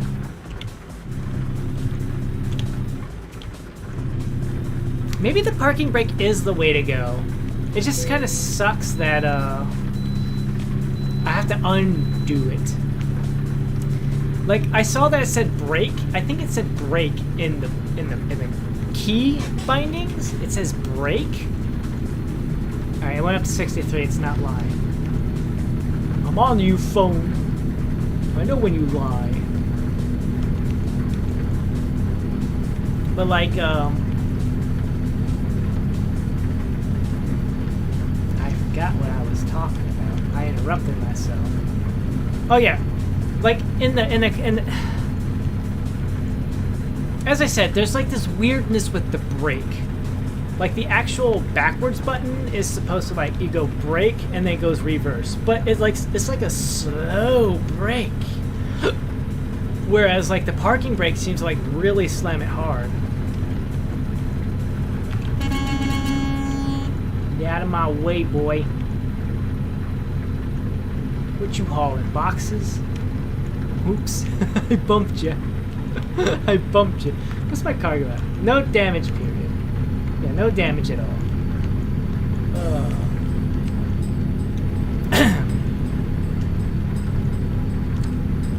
Yeah, I see your messages there, Random QT. I'm sorry. Didn't get to you sooner. But I see you're present. I hope your day is going all right. But I do remember what you said yesterday. I recall. I remember. If you're not messaging, it's probably because you're doing your work. You're working hard.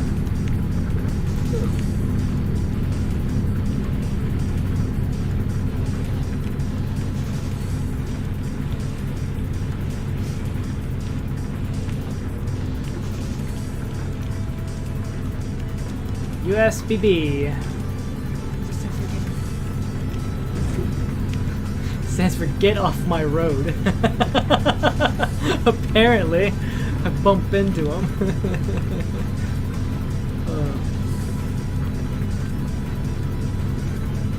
How long have I been going for here? Well, I think I started at 8 o'clock, right?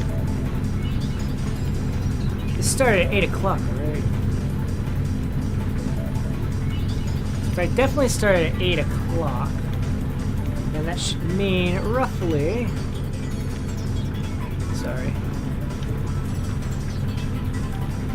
I've been going for about almost an hour and a half now. Morning is going better since it's not Monday. Yes, I can agree with you there.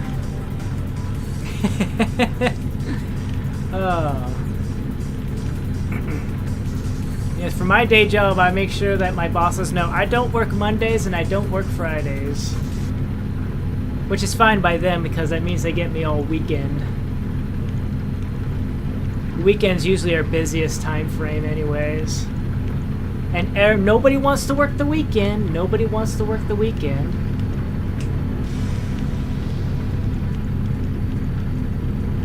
Although to be fair, that could be because of that could be, I guess, mixed reasoning.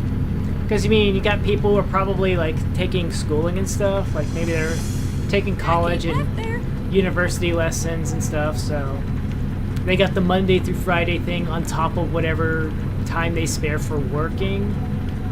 So, when the weekend shows up, they don't have to worry about school, so they're like, oh yes, I don't want to work the weekend because I want to have free time, you know?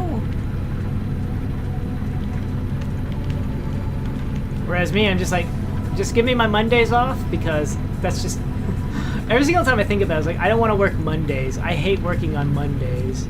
I always think of a Garfield joke, it's like, I hate Mondays.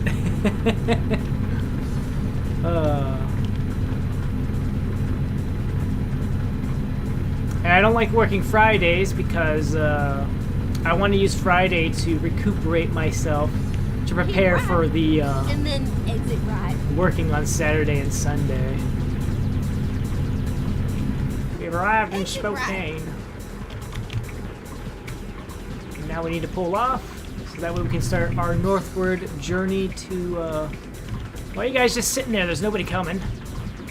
I told you the braking is terrible. The S key is terrible. I need to start getting in the habit of like just slamming down the brake, the parking brake, I guess.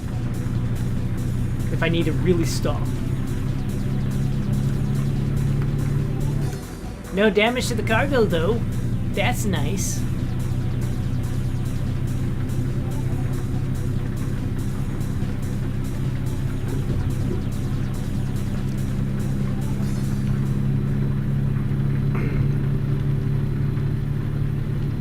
Is that a recruitment center? No, it's probably a garage. That's probably a garage. Or a truck dealership. That's probably what that is. A garage or no, it's probably a truck dealership because it did have some rest stops in there. Hello.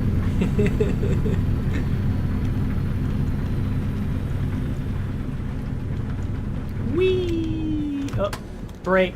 Parking brake. Use the parking brake. That was actually pretty good. Yeah! Just use the parking brake. Yeah! Here we go. Let's roll down the window and listen to the rain a little bit.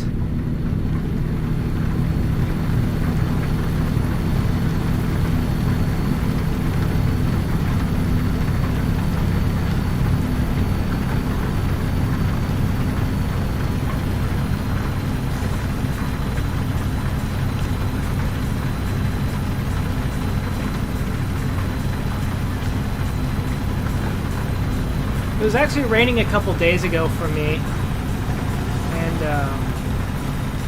I pretty much took my lunch and sat in my car and just listened to the rain drum on my car roof.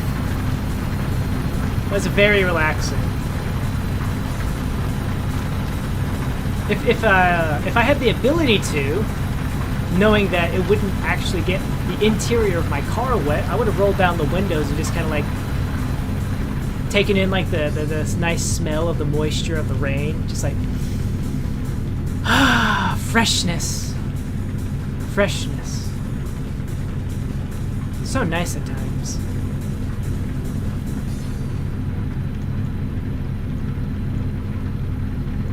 Oh, we're about to arrive at our destination. Up there on the left. Got it. Woo! Park brake, park brake, park... Okay, there we go. I'm turning left, guys. Up here. Get ready to exit right. Colville discovered. I ain't got time for a roundabout. Recomputing. Rerouting. Never mind, sugar. Okay. Let's find... Recomputing. Turn left. I am turning left. I just landed some cars that were parked. It's their fault for parking there. Rerouting. Turn left. They need better signals for where their gate is. That's their fault.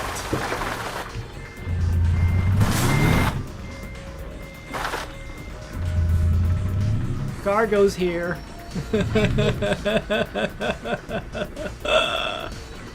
And bingo! Here's your cargo. I ain't got time to put it in a spot. Deal with it.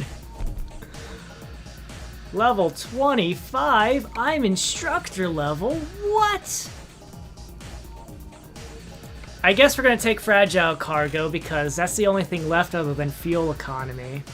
And I'd rather have options. I'd rather have options for cargo than better fuelage. Fuel economy just sounds boring, I guess. Alright, let's look at the upgrades. Go away. Maybe having fragile cargo will open up better possibilities for these cities that I'm trying to get discovered.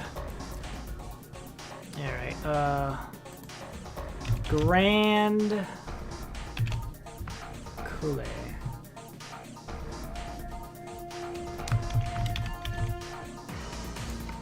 Yeah, the closest thing, again, is just dry milk.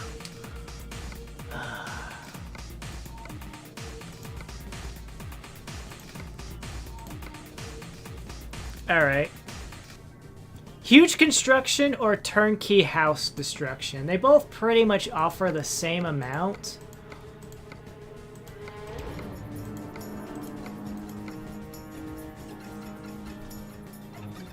But the turnkey house also doesn't have to deal with the fact that it's got an articulated trailer.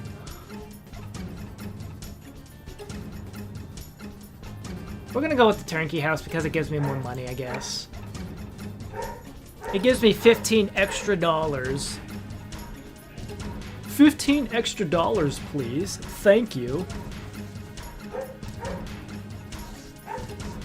Max, be quiet.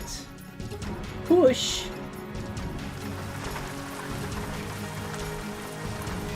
Yeah, our special cutscene because this is special cargo. I think I already delivered a massive tech part too, now I think about it. On this profile, anyways. I gotta make sure that my makeup's perfect, even though we're standing out in the rain.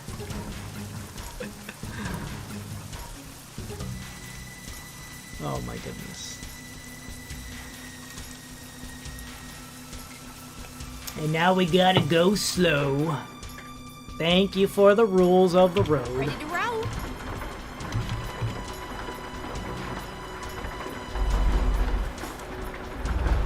Wait a second. How do I get out?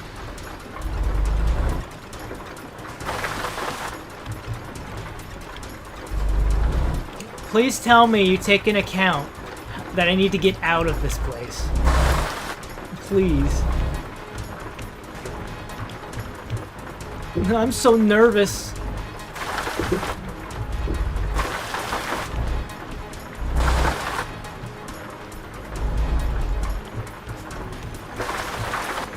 Maybe if I turn all the way left?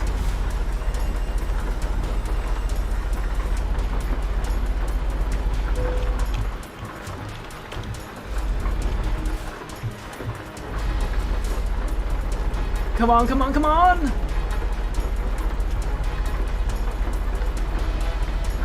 Maybe if I turn right and wiggle it?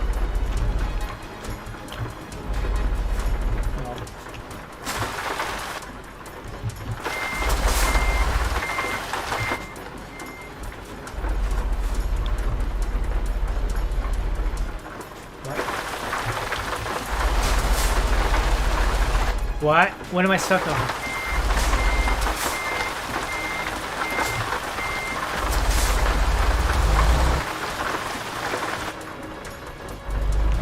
There we go. We made it. Get ready to turn left. Get ready to turn left.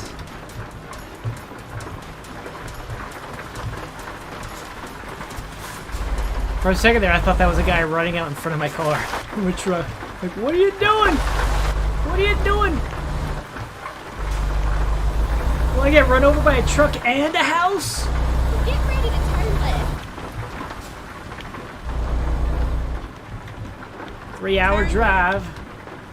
Escorted by the police.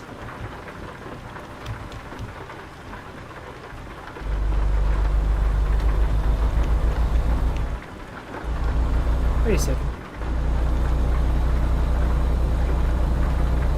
Have we swapped?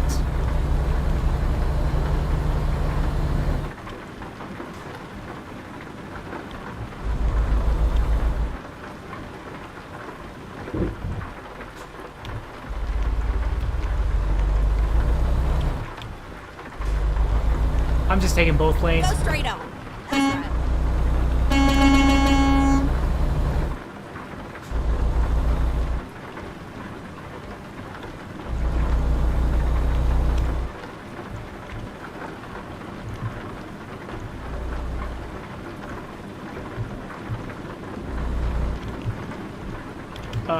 A vehicle in front of me? You wanna go? You wanna go? Please? Go straight on. That's right.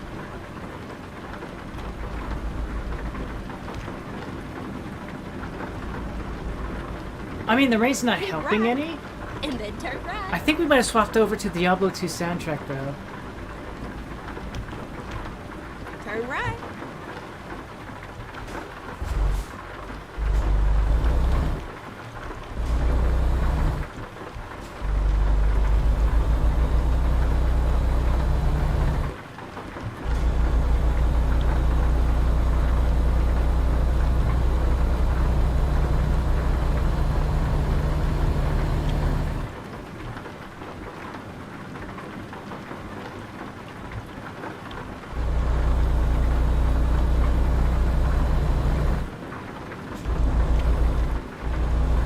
Listening intently for the music.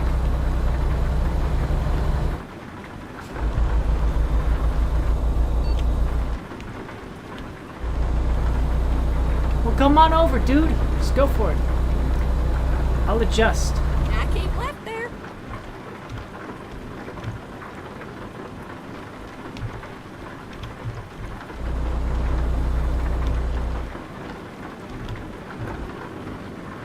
I have cruise control on, so that way I don't have to worry about maintaining the W, because I can't go faster than my escort vehicle in front of me. I have to always stay behind it.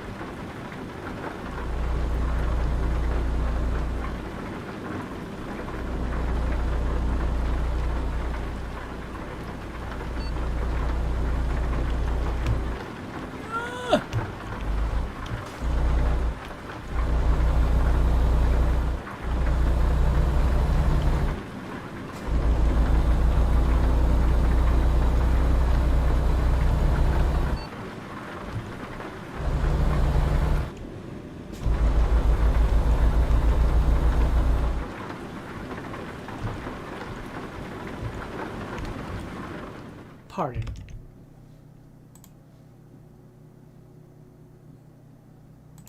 That's why. That's why we didn't hear any music. It was like, do you want to keep playing? Do you want to listen? Like, yes! What part didn't I say no? I don't remember saying no. We got 500,000 buckaroonies. Of course, I have to pay like 300,000 back to the bank, but we still have 500,000 buckaroonies. I can use that money to buy another garage.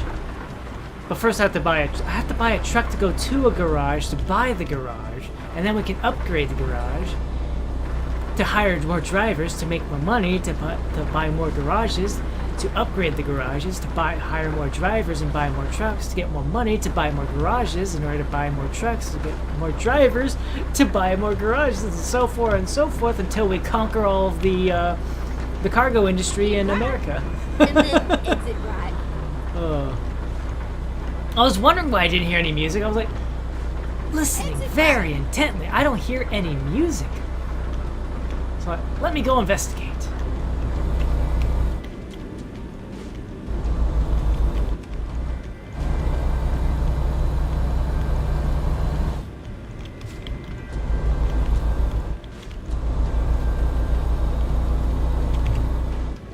We're on cruise control now. Yeah, so let's see here. I've chosen the 3 soundtracks that I have currently for reasons. Very simple reasons. Unreal Tournament because the only other soundtrack I can think of for a first-person shooter that I remember really well is Doom 1 and 2. Otherwise, it's just like... Let's listen to the sounds of the road, shall we? Otherwise, it's just kind of like... I try to think of others, but like the best I can come up with is maybe the main menu music. Maybe. I can't really think of like actual like level music or anything like... Like the closest thing I can come up with is like Deus Ex.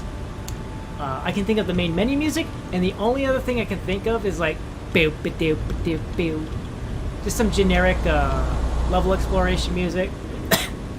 I don't even think I can remember UNATCO headquarters. Other than that, it's just like Hong Kong, like because it's such an area you visit so frequently. You go back and forth in the areas so frequently with that particular track. Like the only other area in the game that you revisit often that loops the same soundtrack is UNATCO HQ. And I can't even really remember that one, I guess, because maybe it wasn't that memorable. And Hong Kong like takes place like right smack dab in the middle of the game. So you don't really Go straight on. That's right. That's like it feels like there are certain areas of the game people make it to. Like, I guess for like Deus Ex, like the most memorable part is I guess the first level because it takes place at the Statue of Liberty. And it has everything available. Pretty open enough for any kind of play style. So you get those options. And then like I guess very few people probably made it to the underwater base, Vandenberg Air Force Base. That level always cracks me up because I actually worked at Vandenberg Air Force Base for about 4 or 5 years. No, I would say closer to 2 years, closer to 3 years. 2-3 years I worked at Vandenberg Air Force Base. You better not hit my house. You better not hit my house.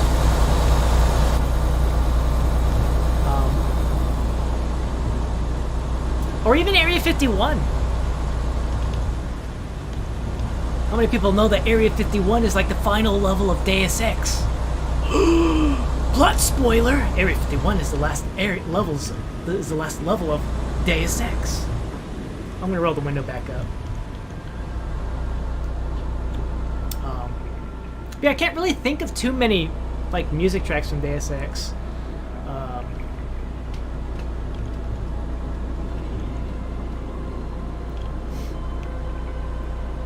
And Diablo 2, I chose Diablo 2 because, you know, I played Diablo 2 a lot when it came out. And it's just very, I guess, very subdued as it is. Like, there's probably, like, one really good,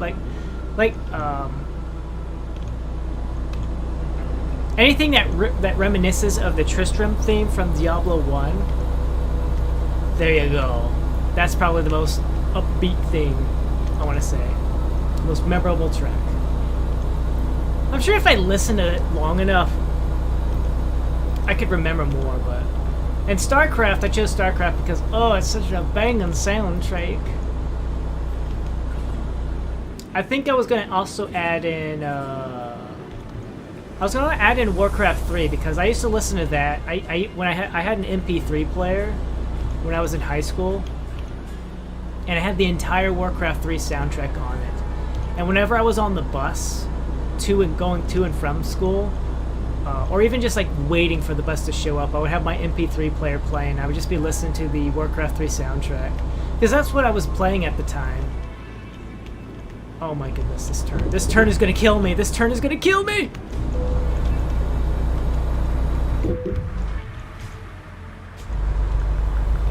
We're fine, we're fine. Keep going, keep going.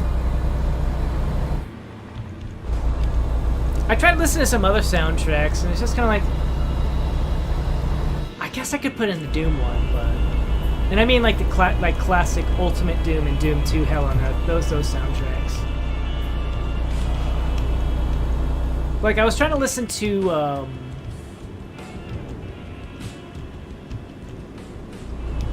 Dungeon Siege. Because, oh man, when I started playing that last Friday, I was so... Ooh, everything was just coming back, like... But, you know, at the same time, it just kind of like... It gets to the point where, like, you know... Turn right. I guess which soundtracks I really remember the most are more like... What is it? Like, I guess the soundtrack I love listening to the most is Chrono Trigger. But I guess it's also because I loved playing Chrono Trigger. And it's such a shame that so many tracks get slapped with copyright. Which is understandable. It's fully 100% understandable. But at the same time, it's like, oh, I can't play this song. I can't listen to this song without, like, my video be like, oh, we're gonna have to throw an ad on it because this song is playing in the background. It's got copyright on it. Oh, man. Oh, man. I didn't want to... Oh, but it is what it is. It is what it is. It is the way of the world. Oh, that's the level. Got it. Beautiful. Very beautiful. We're in Washington, right? I remember we're supposed to be in Washington. Why does it look so deserty like this? For a second I was like, wait a second, why does this look like Nevada and Arizona and Utah? Keep right, and then, you know it, continue straight out. Grand Coulee. Alright, well, we've arrived in this city that I'm supposed to Go be straight on. That's flagging. Right. Was that a Blockbuster imitator? Ooh, look at this scenic route. Look at this scenic site. So much so they decided to flat... Oh, that's a dam. They put a viewpoint up here. Right. New viewpoint discovered? Really? No. Oh, you know what? I bet it's because I'm on a special cargo thing. That's probably the real reason why. Travel Washington. Oh, interesting. Okay, I got only one more of those to get. Very cool, I guess.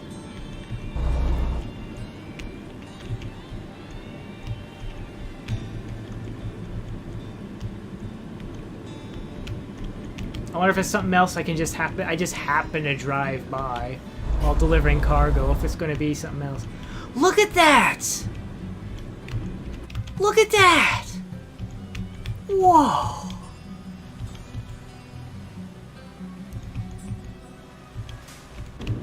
Sorry, guys. Sorry, escort vehicle. Oh my god, that's so pretty.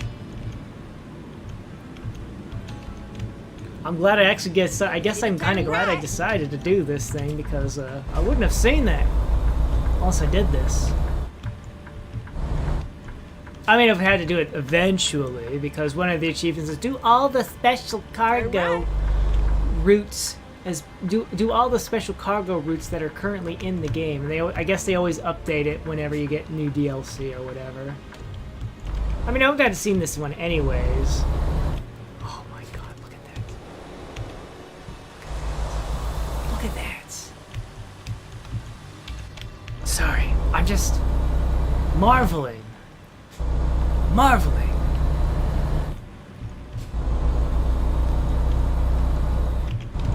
Humans built that. Well, get ready to turn left. Like nothing. Like it's crazy how like you know both things that humans can make Turn and left. just like just natural stuff can be so majestic and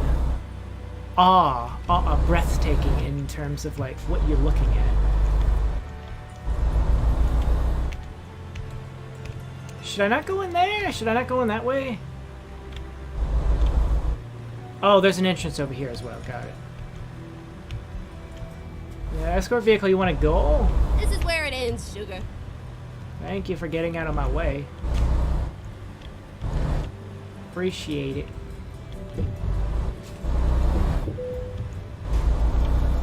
I'll park it. It'll be simple. You just pull straight forward. The most complicated thing to park was a helicopter. And that wasn't... Yeah, honestly, the helicopter was the most complicated thing for me to... What is happening? What was that? You just decided, like, oh, we're just gonna tilt. There we go. Alright. Excellent. Well, now we got one less city we gotta discover. And Washington. I hope the only reason it keeps dragging me down there is because LA is my, thing. Oh, now I can do a... Oh. Oh, wait, no, those have been there. Olmec. Jackson, Wyoming? No, that's too far. Or we can bring ice cream all the way up from Fresno. Or toys from Las Vegas. How about no?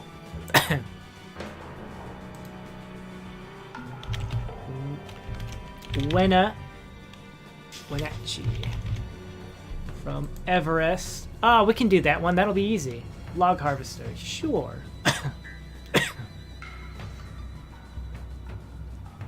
Yeah, we'll deliver a log harvester. What is it, phone? What is it?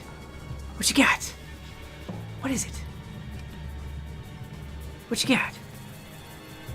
Ugh. Stop texting me. I don't care. I don't care. We're gonna do the log harvester job here.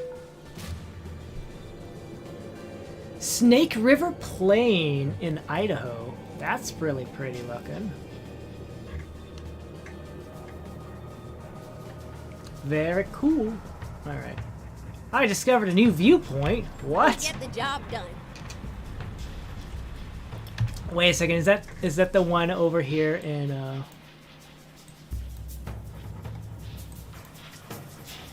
Oh no, it's over here in Everett. It's right across the street from me.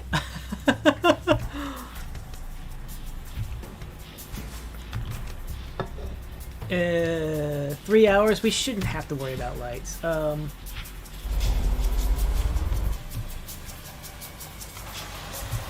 wait. Hold on.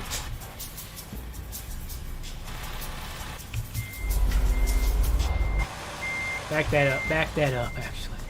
We're gonna go on the outer here.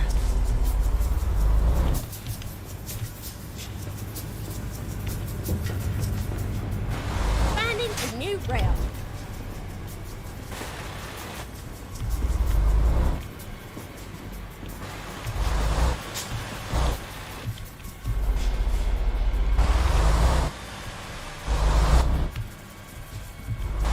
fine. It's fine. There we go. What are we hauling? A log harvester, that's right.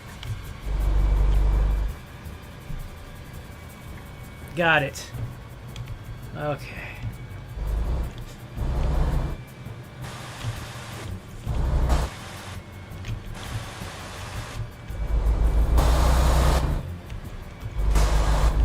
The way some of these lots are set up, it's like, oh yeah, you can get this out. Like, are you sure about that?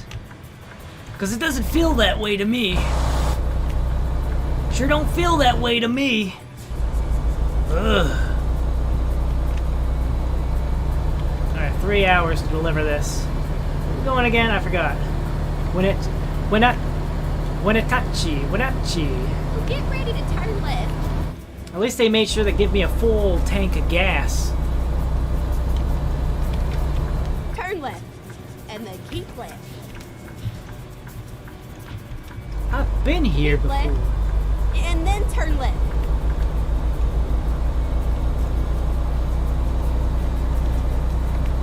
No damage yet. Keep right. Key And phrase then there turn is right. the yet. The key word is yet. We haven't got any damage yet. Turn right. Oh my goodness. Well, get ready to turn left.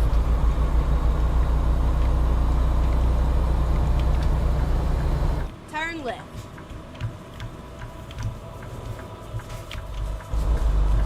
Oh, this is cave music. This is cave or ruins and music ruins. Oh, I remember this! Because I remember that sound so much.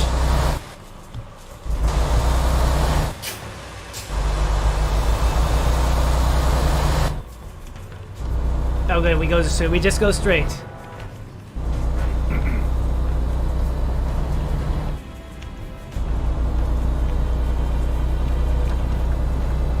Like another good soundtrack I like to listen to was the Final Fantasy VII soundtrack, the original game that is. I haven't listened to anything that they did in the remake,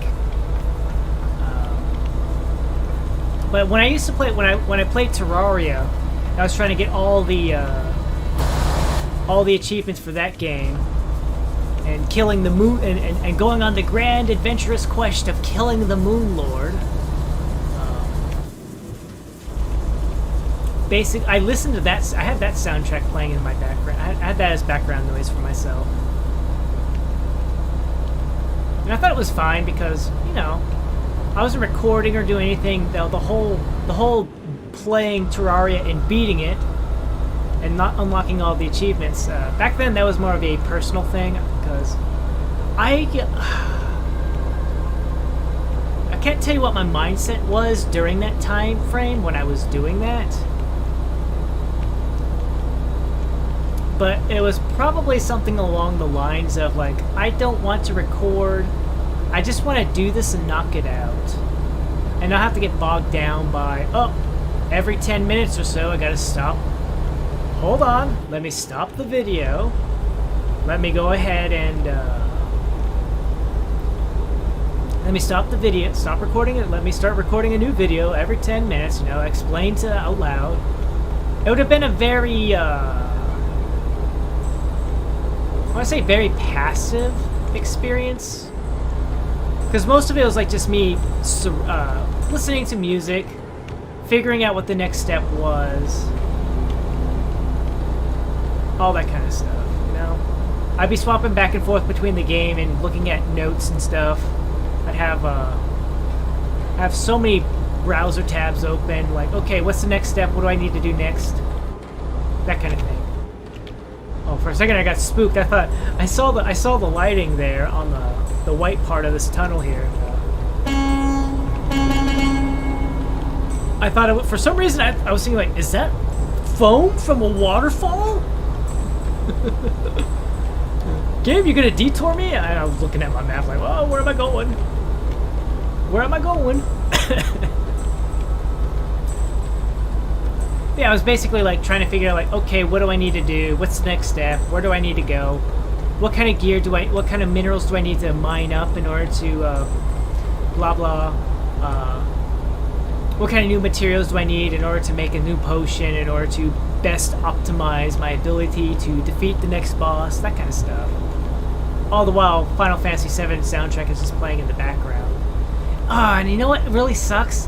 Is I still have that playlist saved as a shortcut on my browser tab.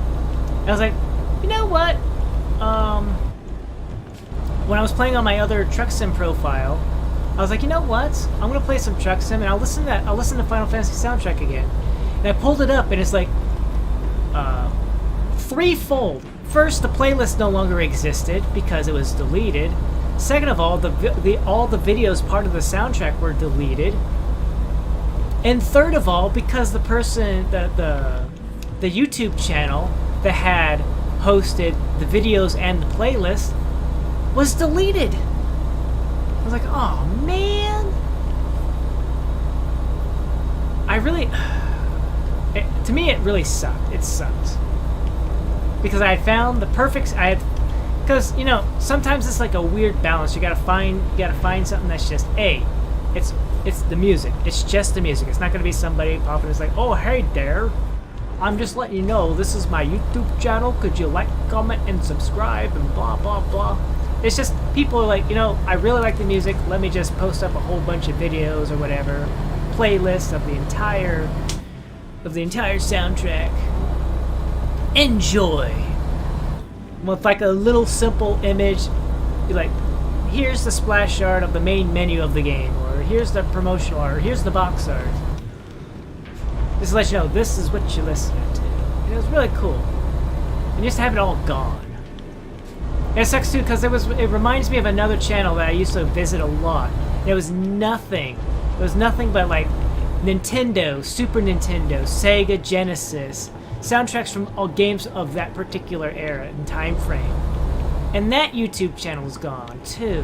Oh man, now I gotta find it. And because the thing is, it's not like it's difficult to try to find. It's difficult. I should stop lying about it. I find it difficult because you guys, maybe I'm not trying to find it the correct way. I'm not using the proper way of limiting like how I want to find it. I'm coming through. Because sometimes, like, for example, I was trying to find a soundtrack for Teenage Mutant Ninja Turtles 4: Turtles in Time. And there's so many results where it's just like, oh, hi there. Would you like to listen to my remix? Would you like to hear my remaster of this song? Like, no, I just want the original song. I just want to listen to the...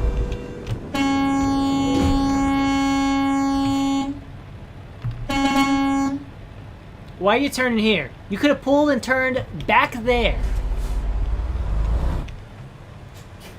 Jerk. Excuse me, I'm driving here.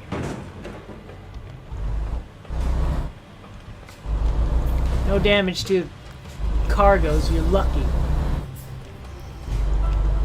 It was like, if I want to listen to Big Apple 3 a.m., I want to listen to Big Apple 3 a.m. I don't want to hear your remix. I don't want to hear your remaster. Unless it's like boosting instruments are kind of like more subtle and like bringing them more to the forefront or something like that. Because I will admit, I do have a couple from Donkey Kong Country that do that. But I feel like they were really good. What? What's that there? The fact that it's... Ah! Never mind, sugar. I'll find us a new route.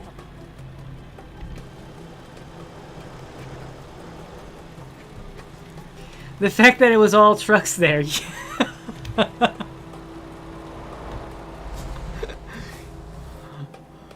Pretty much. The cargo's okay, right? Yeah, the cargo is fine. The cargo survived. The cargo's okay.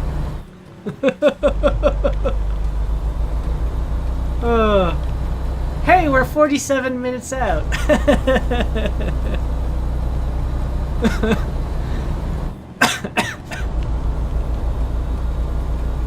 what was there, like four trucks? Don't look at Chad while driving.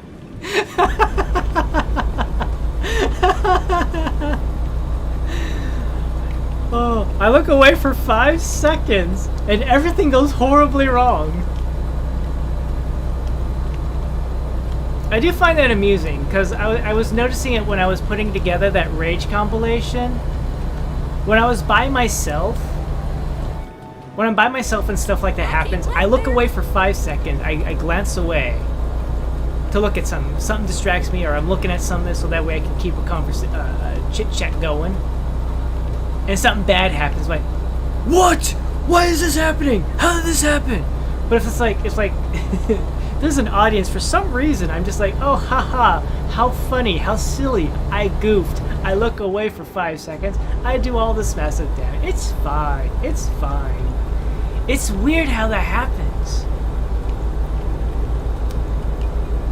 It's interesting how the personality shift can happen like that. Just whether or not there's like somebody there who could witness it in action. Like it's kind of like a funny thing. Like when I was in, hold on, let me make sure I get the correct. I think it was 2nd grade. When I was in 2nd grade, in elementary school, 2nd grade. The teacher was introducing this new female student to the class. Like, oh, hello everybody, we have this new student. And then turn left. She's transferring into our class. Please welcome her, blah, blah, blah. Everybody was standing up to say hello. Turn left. We're all here to say hi to you. And then we were all sitting down to resume class. Well, I don't know how it happened, but I don't know if like my leg, when I was standing up, like I pushed my chair back enough. Or maybe somebody pulled my chair back enough. Just enough so that way, like, as I sat down, the chair was, like, still kind of behind me, but when I sat down to resume sitting, I ended up falling on my butt on the floor. And everybody saw it. It was like, it was a funny joke. It was like, ha ha ha ha, look at me. I goofed. I fell on the floor. I didn't sit in the seat. I ended up falling and sitting on the floor. Ha ha ha. So funny. But if something like that happened and there was nobody there, I probably would have been really angry. Like, why is my chair not underneath my butt? How did I end up falling on the floor? How did this happen? Rawr, rawr, rawr, rawr, rawr. I've probably been upset. May need a funny compilation now because of that. I think I did something like that. I thought I did something like that. I guess I could do an update. I could do an update one. It'll be fine. It's fine. Go straight on and then turn left. And then turn left. Right at the HMS factory, right here. Turn left. Oh, that's right. We're just pulling in. We're just pulling in. I'm so happy they actually have the gate open for me Here this we are, time. safe and sound and snug as a bug. Thank you, sir. I am not pulling this truck in.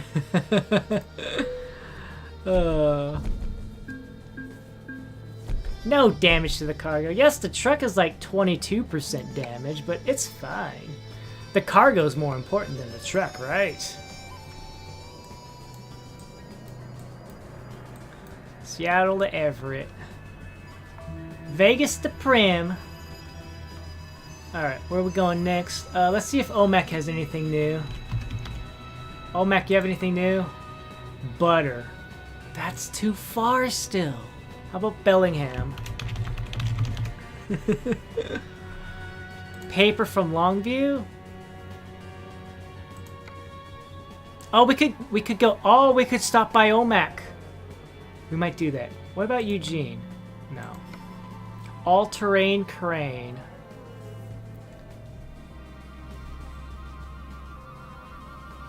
That's a lot of wiggling roads, but I'm listening to music here. I think we're in the desert area now. Title for that compilation: Don't read chat while driving, kids. I actually took a clip from one of the early streams. It was literally me picking up my phone to read chat, and I slammed into an invisible wall, and I laughed, and I was like, "This is why you don't read and drive, read chat and drive." We're in a boatyard, and we're delivering a crane. What? Okay, here we go. Make sure you put your seatbelt on now. How long do I got? I got till 11 to deliver it. I got till like midnight to deliver this crane. It's fine. It's fine. The trailer will straighten itself out. Well, get ready to turn left. Turning left. All right, we'll turn the lights on preemptively, Turn left. so that way when the night comes, I don't accidentally forget. Hello, car. It's fine. It's fine. It's fine. The crane is fine.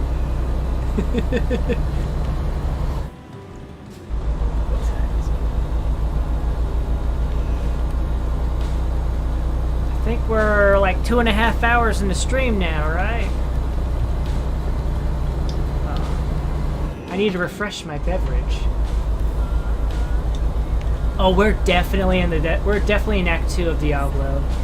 I remember this trek. I think this is I think this is when we go inside the palace. I'm pretty sure this is the track that plays when you're inside the palace.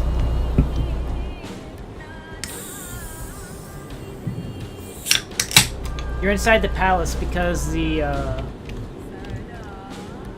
Sultan is like, oh yeah, I've been making sure nobody goes inside the palace because, you know, there's demons and monsters in there.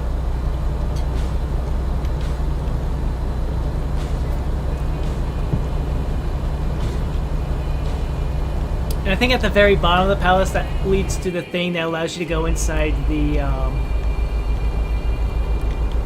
arcane labyrinth or whatever. Oh, I remember that.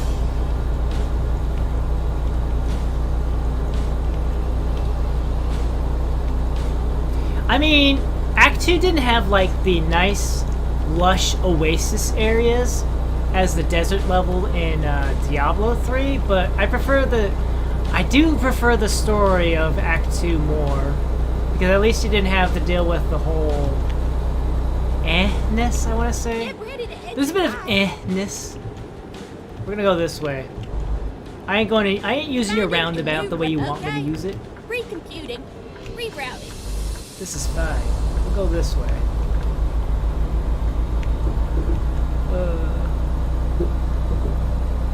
I see the message there. I'm making sure that I'm on a straight and narrow, so that way I read the message, I don't accidentally crash. There we go. Still can't believe that you went off the road because of chat.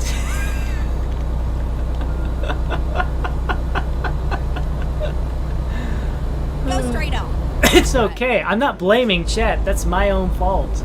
That's my fault. It's not like I'm like, chat, look what you made me do. Look what you made me do. At the roundabout, take the second exit. Or I could just turn left. Finding a new route. Or I could just turn left. Why go use the roundabout when I can just turn left? Ain't nobody coming.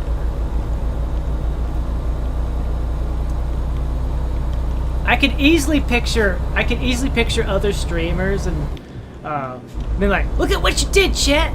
You put all these messages. You used the super chat. I'm reading the super chat, and you distracted me. And now I'm off the road.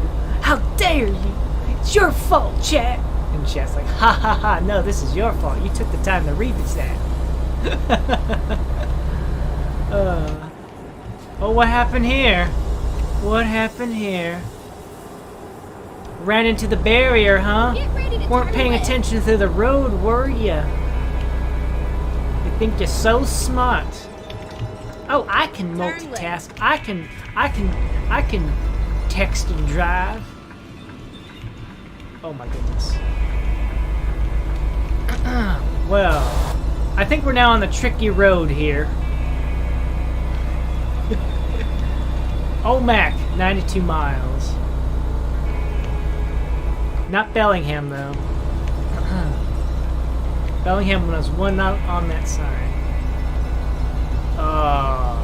How heavy is this? 77,000 pounds.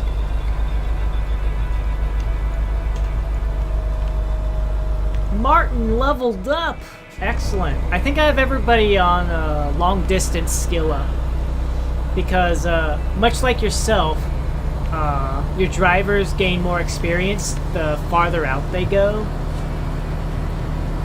So the longer jobs equal more experience. And while yes, it's true that, you know, you build up like, say, high cargo and all that jazz, yes, that does get you more experience because more money also means more experience. But at the same time, the further you drive, the more experience you get. And the only reason I'm kind of capping myself on how much experience I get because I'm taking all these. I'm trying to go short distances, but I also have a goal in mind. It's not like I'm just driving cargo around, so I'm kind of like limiting like how far I have to travel for specific reasons. If that makes sense. Ugh.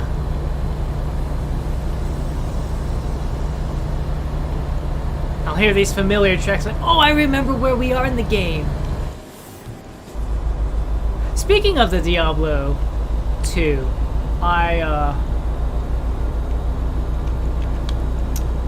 because I've mentioned this, I've probably mentioned this so many different times, but when I'm taking my breaks for like lunch and stuff like that at work, I like to read.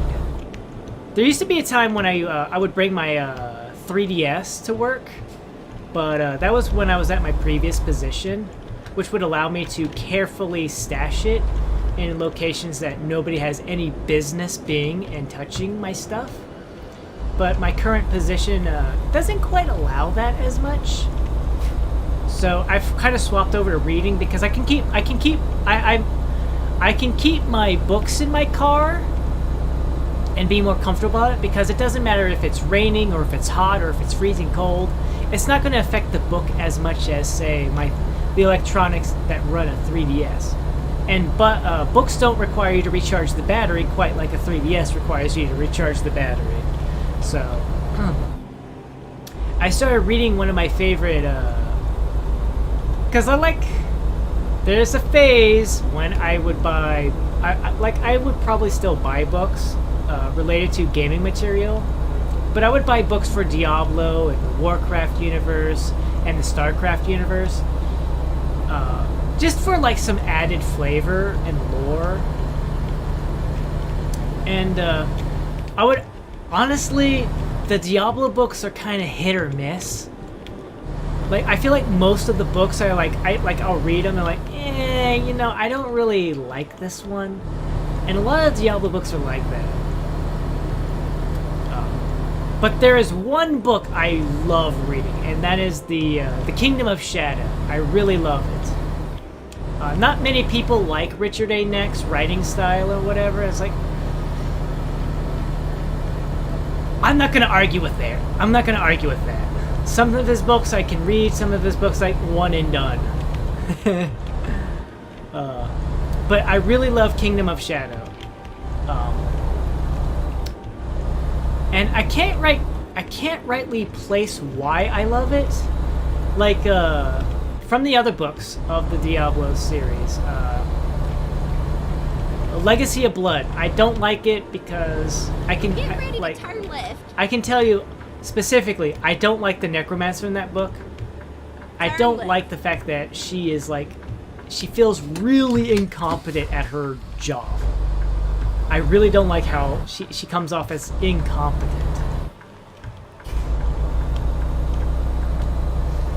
And whether it's because of the circumstances in the book or whatever, I just don't like it.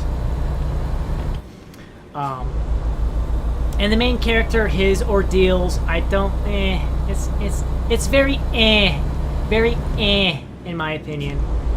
And The Black Road, which was the second book of that particular trilogy, very 100% forgettable. Like, I cannot tell you like what happens in that book. I don't know. I don't remember it. I've read the book 3 times, and I still cannot tell you, like, what happens in that book.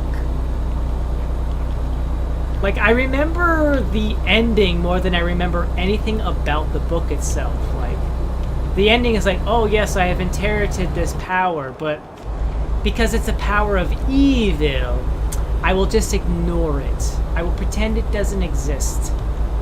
That kind of a thing. And it was like, okay, that's cool.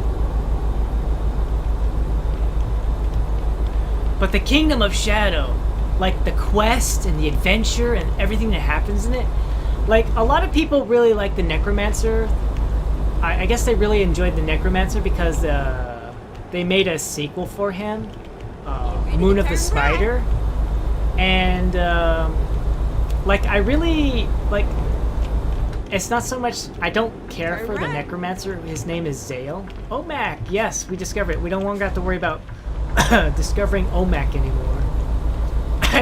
Zale. The Necromancer by the name of Zale. Okay. He is very, as a Necromancer, he has very respectable presentation. I can easily see, like, yes, this is a very respectable Necromancer. I believe in this guy. I believe he's a Necromancer. He's doing Necromancer things. His personality is very Necromancer. Very cool. Thumbs up. Go straight on. That's right. I like his side companion more than I like Zale. I like Umbart more than I like Zale. He's a very interesting character. Very fun character. I like him a lot. I like his I like the interaction between Zale and Umbart more than I like just the Zale himself. Which is really weird because whenever I think back about reading Moon of the Spider, which has Zale and Umbart return, I don't like it as much.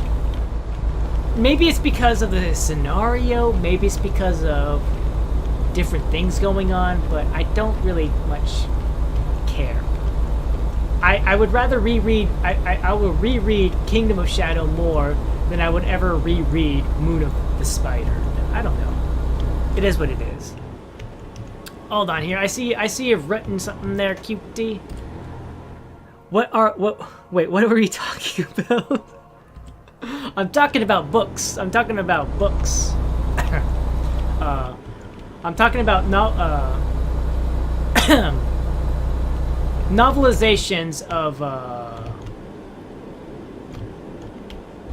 it's not like a novelization of the actual Diablo games. It's like extra like I guess the best way to put it is it's fan fiction. It's fan fiction. It's official fan fiction. Blizzard read these scripts. Blizzard was like, hey, let's add more lore and let's world build our universes. So there's like books written for World of Warcraft and Warcraft universe in general, stuff for Diablo and stuff for the StarCraft games. They're just expanding upon the lore.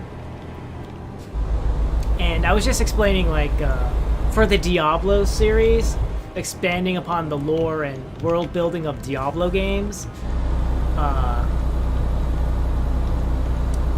The 3 books that were initially released, Legacy of Blood, The Black Road, and Kingdom of Shadow. Out of the 3 of them, Legacy of Blood, right. Meh. The Black Road, 100% forgettable.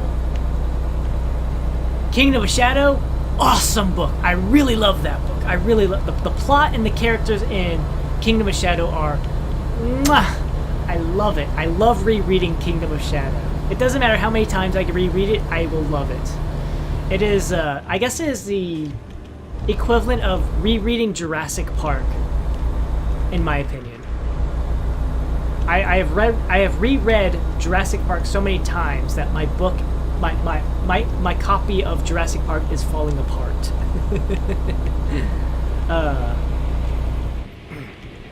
Oh, well, you heard I say Diablo, and I remember I used to play Diablo 3 a lot on the Switch. Ah, yes. Basically, these like most of the novels I'm talking about, they were written probably... I want to say when World of Warcraft was coming out. When World of Warcraft was, actually, give me a moment. I can't, because my copy of the book is out in the car, so I can't tell you when the copyright was. I would have to actually, give me a moment here. Actually, yeah, let's take a quick sidebar here. Google. Not Bing, Google. Just open up Google. Diablo Kingdom of Shadow, yes. When was this came out? Yeah, this came out in 2002. Yeah, the book came out in 2002. That's how old that book is. So, a good, when did Diablo 1 come out? Not Diablo 1. Diablo 3. Diablo 3 came out in 2012, so basically the book I'm talking about, the book series that came out in like early 2000, a good decade before Diablo 3 came out as a game. I don't know when it came out on the Switch. I probably should have looked that up. It probably was about the same time frame as, let me look that up. I'm gonna look it up. I don't want to be incorrect. Google. Diablo 3. So the PC initial date came out on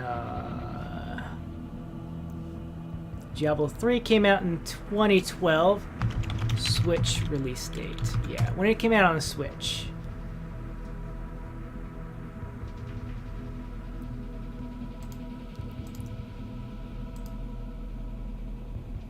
...2014, so 2 years after the PC version. Okay.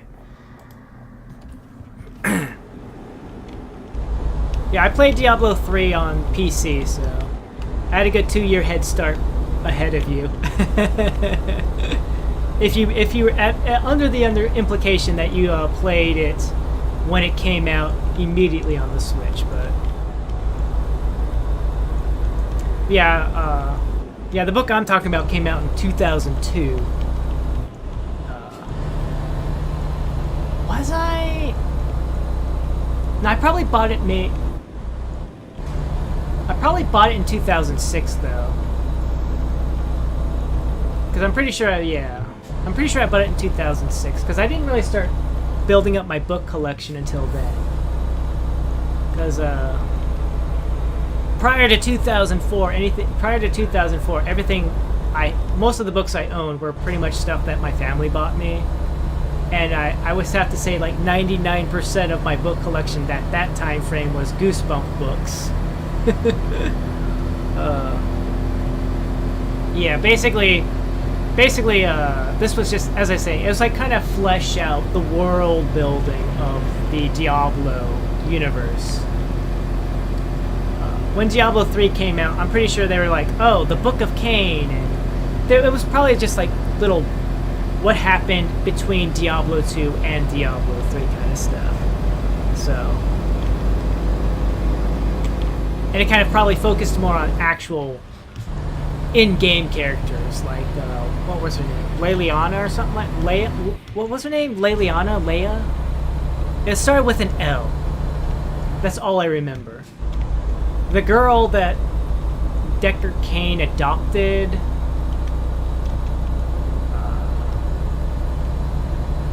That girl. As you can see, I am well versed in the characters, the main characters of Diablo 3. Like, I can only tell you, I remember Diablo 3 characters. You had Adria the Witch, and you had Deckard Cain. That's the only characters I 100% remember, if we're not talking about the bad guys. I guess I remember Tyrael, because Tyrael was in Diablo 2.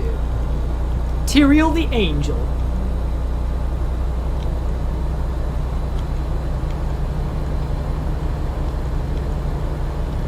Like, I was trying to remember, like, what was the, like, I was trying to remember the plots of, the first expansion, where you actually had to fight the, Malphas or something like that? The Angel of Death? I can't remember his name. I remember it started with an M. That's all I remember. Ah!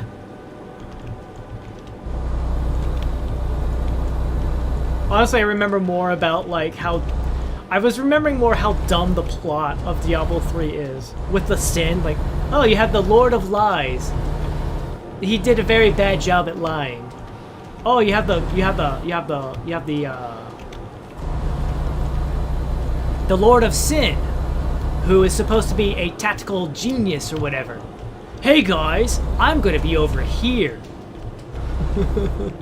What was so tactical about that? What was so tactical about that? I thought you were supposed to be so smart.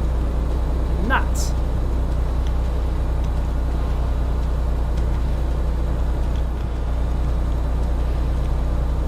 Meanwhile, Duriel and Azariel from Diablo 2 seem more competent in terms of, like, stuff.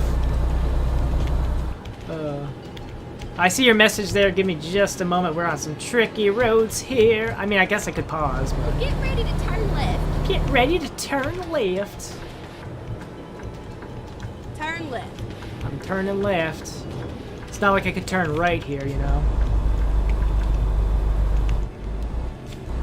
Had a Demon Hunter that was max level plus Paragon level 28.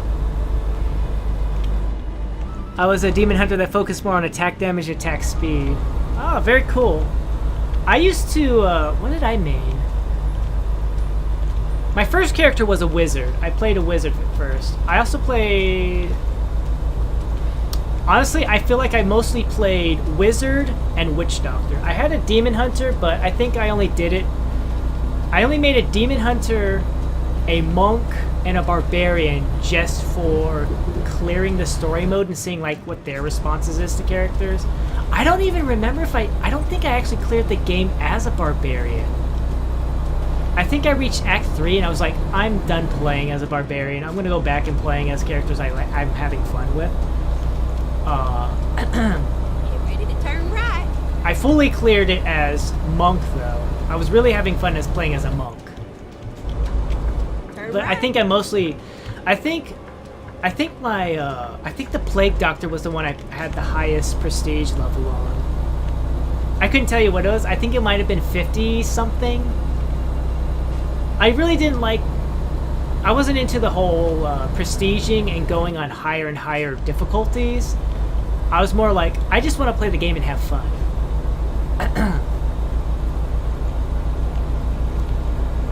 And playing solo was fine and all, but once I had friends who would play Diablo 3 with me and we would group up and just, you know, have fun killing monsters and collecting loot, and then once they got tired of Diablo 3 and they moved on, I feel like that's always a problem with some games. Like, you play solo, and then when you actually get a good group of friends and you play multiplayer and you have a fun time, and then they move on from the game and you, like, try to keep playing the solo variation, you don't... it feels like it's a little more difficult after you have that... Once you have that fun, that friendship, fun multiplayer aspect, playing solo just feels a little more hollow. That's why, sometimes whenever I play a game that does have a multiplayer aspect...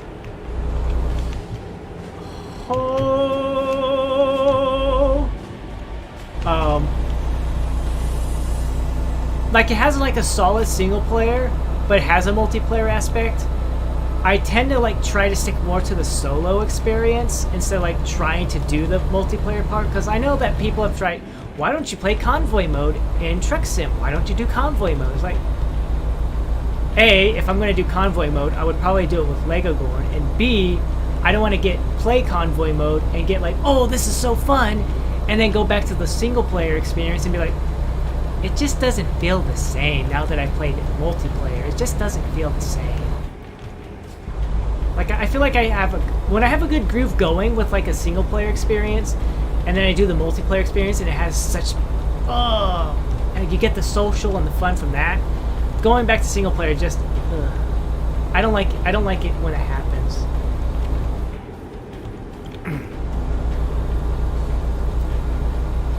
Yeah, I think I stopped playing Diablo 3 before the Necromancer expansion came out. So I have no idea what happened at all during that particular expansion. Like, I don't know how Necromancers played out in Diablo 3. I don't know what the plot was. I only remember playing. I only played Diablo 3, the base game, and the first expansion, where you fight the one angel at the very end, Malfail or whatever his name was. I don't even remember what the other mini bosses of that game, of that expansion were. Like, I remember, let's see here, Diablo 3. The first boss was you fought the Butcher at the very end of Act 1, which part of me feels is a cop-out because you just brought back a Diablo 1, a very memorable Diablo 1 boss, but still a Diablo 1 boss nonetheless. You didn't fight anybody new. And then Act 2, I couldn't tell you what the mini-bosses were, but I remember you fought Belial, the Lord of Lies, at the end. Act 3, there were 2 sin bosses. I remember there was an aspect of, there was the Lord of Gluttony, and you have the Lord of Lust, and then you fought the Lord of Sin, Asmodan himself.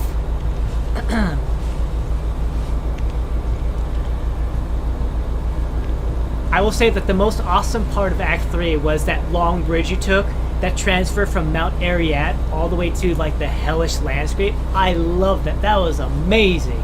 There was also the Siegecrafter Beast. I remember that boss as well. Keep right. Because you fought him at the end of the bridge. Oh, I loved seeing that background shift from the snowy mountains to hell. Oh, delicious. Loved it. Keep left, and then turn left. Bellingham discovered. Hooray! We're as far north of Washington as we can be. And then Act 4, you went to heaven. You got to see what heaven looked like. And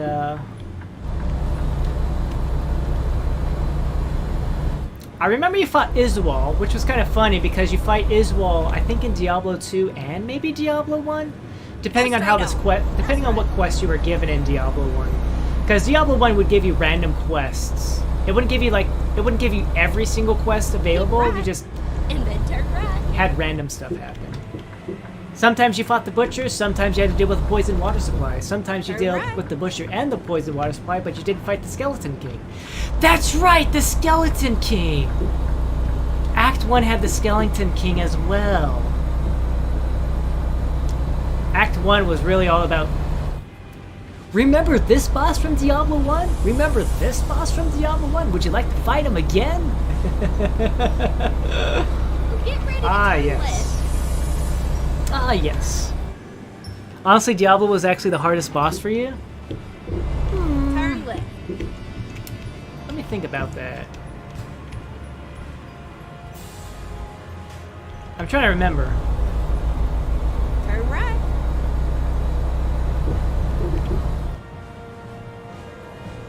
I'm trying to think like how Turn left. any of the other boss battles were in Diablo 3.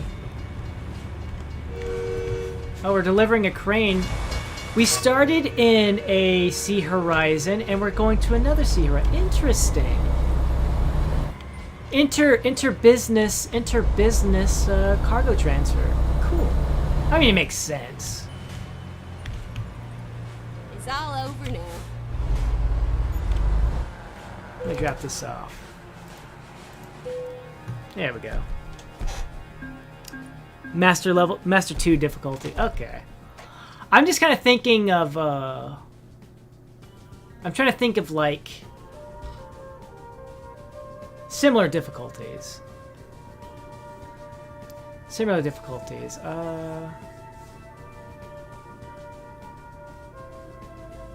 trying to think. Did I have more trouble with Diablo or any other boss in particular? I'm trying to think from a final act boss perspective. Let me think. Because I remember how the Diablo fight was. It was very reminiscent of the battle in Diablo 2. He had the lightning laser.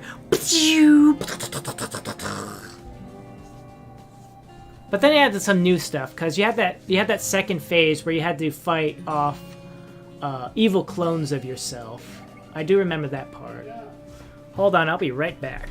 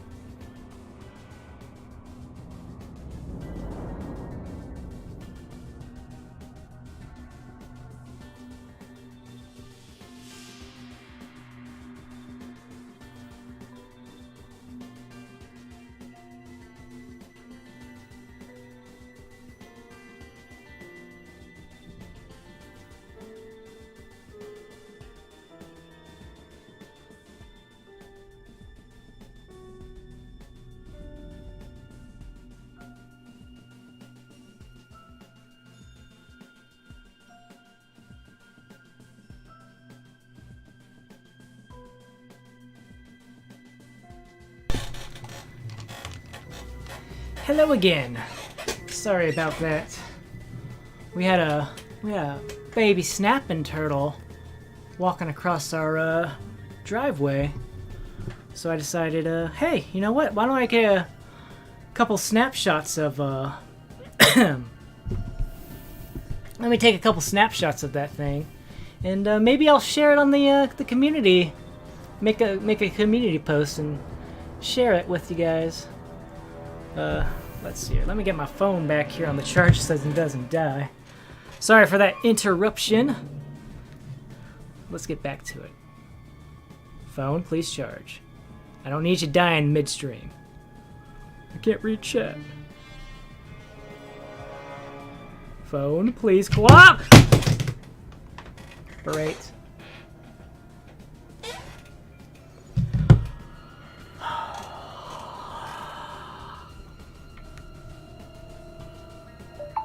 Thank you. We were delivering something, weren't we? Weren't we? Were we delivering something? Oh, we finished delivering something.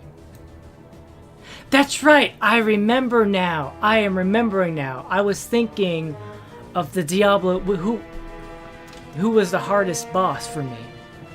But I see that I saw your post there, QT. Torment difficulty 2 for us PC folk. Got it. Yeah, it's like I was trying to think like master difficulty. I think master was a difficulty, but I don't think it had like multiple layers. Yeah, thank you for the reminder that it was actually torment that has multiple layers. Yeah, what was it? I do think maybe Diablo was the hardest because I can't remember anything that Malthael did. He had like this AoE attack where it's like with his little hand sickles and like woo woo woo woo woo woo woo all over the place, and maybe a couple instant death attacks if you weren't smart. But nothing that I can really think of off the top of my head that was really memorable.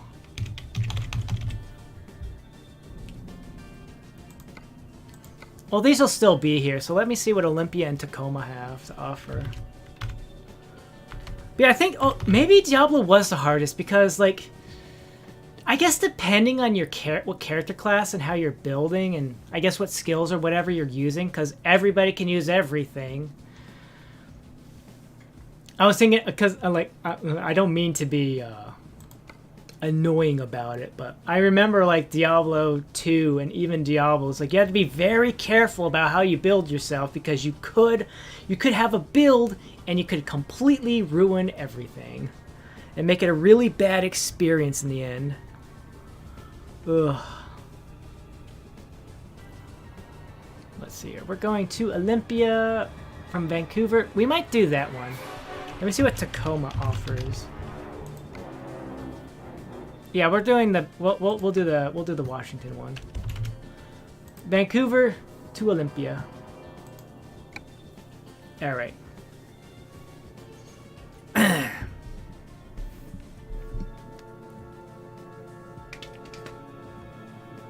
Yeah, I definitely think maybe Diablo overall in Diablo 3. I think Diablo, the Lord of Terror was definitely the hardest boss. Even though like they could Malthael probably had his issues, but there was nothing I can really think of off the top of my head. Like I can't even really think too much about Malthael's abilities. But like Diablo, I remember the lightning fire beam. I remember the phase 2 where you had to fight the clones.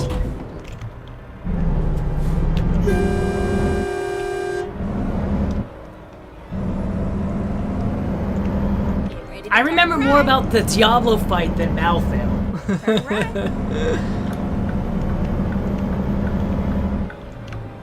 Granted, again, you are pointing out like you're playing on difficulty modifiers.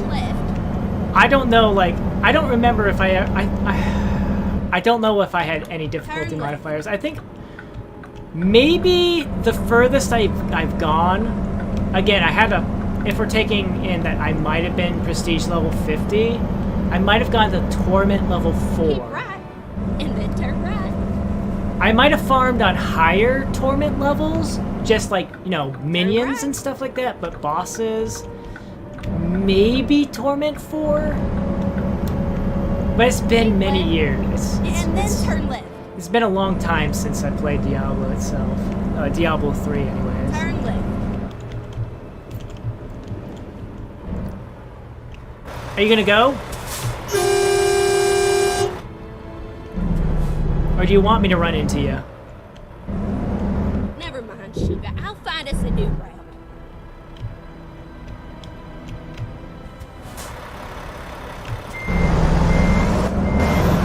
Okay, let's find a new route. Keep left, and then turn left. Guess we'll drive around the pole since the pole doesn't want to get knocked Turn over. left. There we go.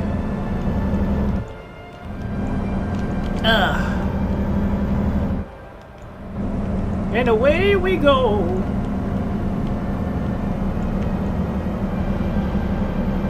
A third of a tank of gas, if I'm reading that correctly. That should be plenty.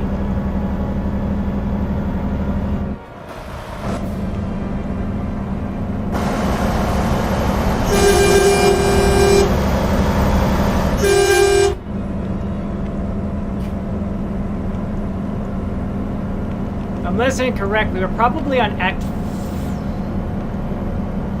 4 or 5. Keep right. Probably 5. I haven't actually played Lord of Destruction's Act 5. I don't know if I played it. I mean, I've played it, but I haven't actually played Act 5 itself. I haven't played any, like, the new content. I played as the Druid. I did play... I love playing as a Druid. Like, the Assassin character... didn't really get too attracted to her playstyle, regardless of things, but the Druid just... I keep left there. Sorry, Druid playing as a werewolf Druid is fun.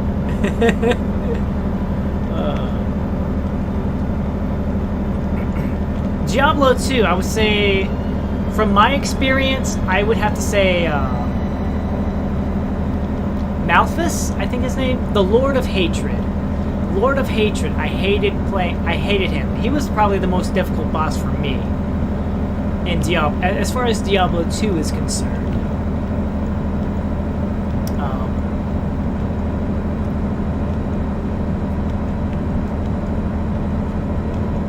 I think it's more so because he had ads. He had a whole bunch of ads and minions he could work around. Whereas like Diablo was just Diablo. You just fought Diablo solo. It was a one-on-one fight. But Malthus, Lord of Hatred dude, he had a whole bunch of ads that were the priests of Zakarum or something like that. Their corrupted forms. Really nasty guys to fight. And then you throw an act boss on top of them? Not so good, not so fun. In all honesty, if there was a hardcore mode for games, then I would choose that difficulty. I like having a good challenge in games.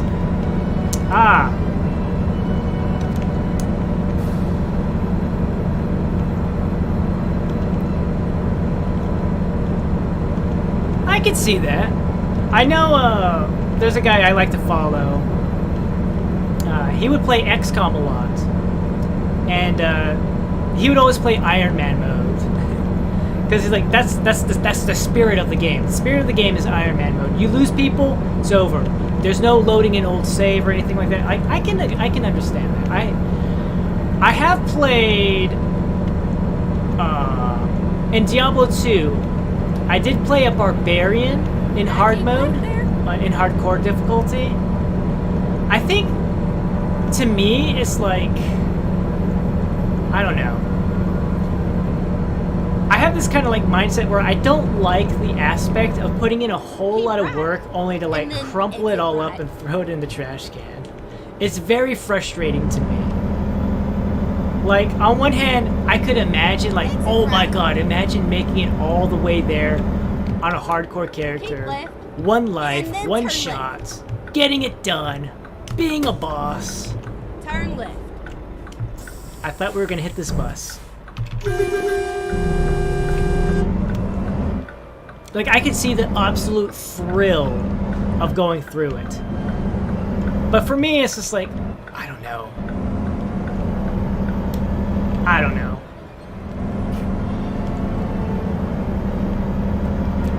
My playstyle is too risky. I love having, sometimes I really like playing really stupidly risky, knowing that, oh yes, I can just reload a save if everything goes bad, or in some cases, as a lot of modern games are doing nowadays, it's like, I can just respawn. At the roundabout, take the second exit. There's no real punishment. You just start Exit over. now. Or load up Keep from the left. last save spot. And then turn left. Turn left. Good, they already have the gate open for me. Excellent. You have arrived to your destination. Your route guidance is now finished. Here is your... what?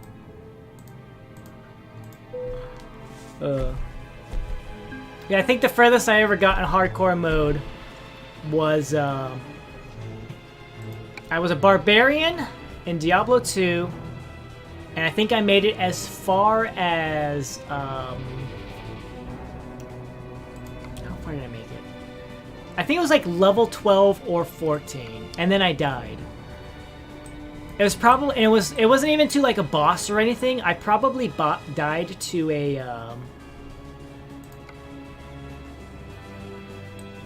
I probably died to a,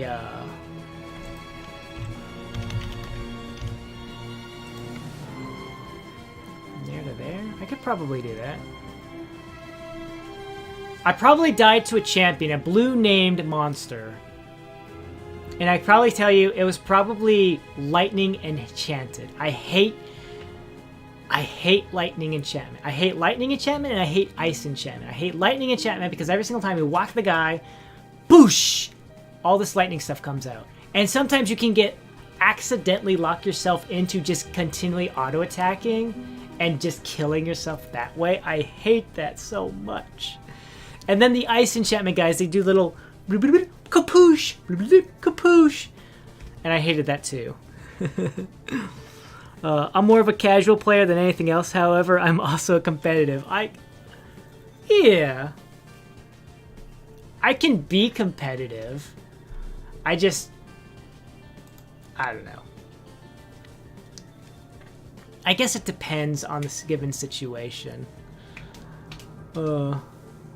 Empty pallets. Now you drive safe, okay?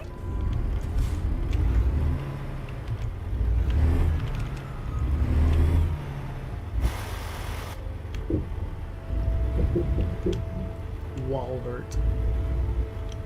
Can I drive through the... oh no, those are rocks. I remember tiny rocks stopping me dead on before.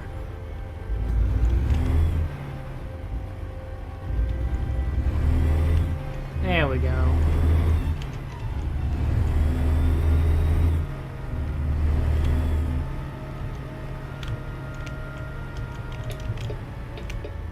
I'm trying to think how to put it. The competitive nature, I Turn guess. right. I guess it's also kind of like why I hate playing fighting games and doing racing games. Like, I can be... Turn left. I'm trying to think how to... The most recent thing I can think of, is, Overwatch. Overwatch. That game can be, I guess like a lot of multiplayer only games, it can be super duper amazing fun and extravagant and exciting, and then it can also be super duper annoying, aggravating, and frustrating at the same exact time because of other players.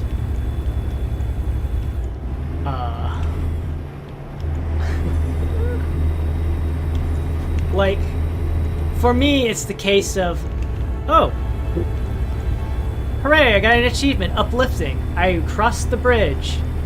Hooray. let me read your message here before I go into my little tirade about Overwatch. Ooh, Overwatch! Ooh, Overwatch! Oh, I could have just cut across, couldn't I? Exit now. But I am also a player that would love to help other new players that have trouble with something. Ah, yes. Gotcha. I would have that in World of Warcraft. I hear you there. Competitive side, Overwatch. I guess there's a strong mix between talking about competitive mode, like competitive mode. I've got the best I can say. I'm a gold player. I am a gold player. I am a gold player. Period. Go straight on. That's right. High gold, low platinum. High gold, low platinum. Because I guess they broke it down to based on your role. Apparently I'm low platinum tank. That's right.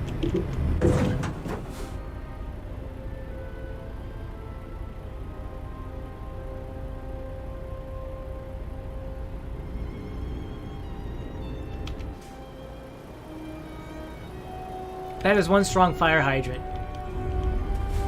I am like high gold tank, low platinum healer, DPS. Go straight on. That's right. Because I don't like playing tank. I don't know. I'm highly aggressive as a tank. I'm a highly aggressive player. Which is weird because sometimes it can be super conservative as well. Super conservative. But like some games are just like, they just want to entice me to be aggressive. Like nothing infuriates me more than a group of players hiding behind a corner and thinking that that's going to get the objective done. Guys, the objective is around the corner. We have to go to the objective. Yes, we're going to get shot at. Yes, the enemy's going to attack us. But hey, if we stay exactly where we are, we're not going to get anything done. The whole group is here. We got to go. We got to commit. And you got that person who pokes their head like, oh, nope. The enemy's shooting at me. I'm too scared to go. Somebody else go first. Right. Dude, you're the tank. You're supposed to go first. Ugh. Exit right. Or the infuriating moment when like you're on a team with someone and they do very little to contribute. They do very little. They play like blech. Blech. And then the immediately next match, you're playing against that same exact player and they're amazing. Everything's going their way. And it's like, what happened? What happened? You're playing the exact same character, the exact same game mode. Why are you now playing so much better? I broke my keyboard because of a situation like that. Because one map, I'm playing with a character, I'm playing with a guy, playing an exact role, everything is exactly the same, everything, and they're like, I don't know how to navigate this map. I don't know how to attack enemy players, this, that, the other. I don't know how to do my role. I don't know how to do the objective. And then, match ends. Load into a new match. Exact same map, pretty much, and now that player is on the opposite team, and all of a sudden, they know how to aim, they're completely killing everybody, and they're getting the objective done. It's like, what? What happened? Was it a simple case like, was it when you were on my team, the little brother was playing, and now that you're on my enemy team, the actual person in charge of the count is now playing? Like, what? I literally smashed my keyboard to pieces because of how infuriating that was. Like, why are you suddenly playing better now that you're on the opposite team? What happened? Did you not like me personally and you thought I deserved to lose?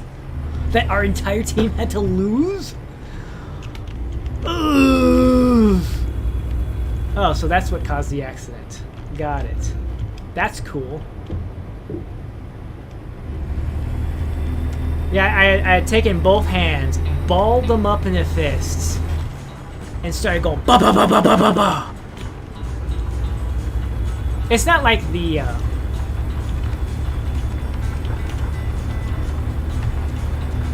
It's not like the keyboard itself was like completely smashed. Like I slammed my fist and a bunch of the keys kind of popped out, so I had to reattach them in, and it wasn't a really good job of reattaching them. So yeah, some keys would stick. Like if you go back, I don't remember which part it was in my Resident Evil 4 Let's Play, but early on, there's a part where, like, Leon, like, I mentioned it, like, right at the beginning of the video. It's like, hello, salutations, Spook Spirits Inspectors, and welcome back to more Resident Evil 4. In case anybody notices that Leon starts, like, being a little funky or whatever, it's because I smashed my keyboard to pieces, and I haven't bought a new one yet.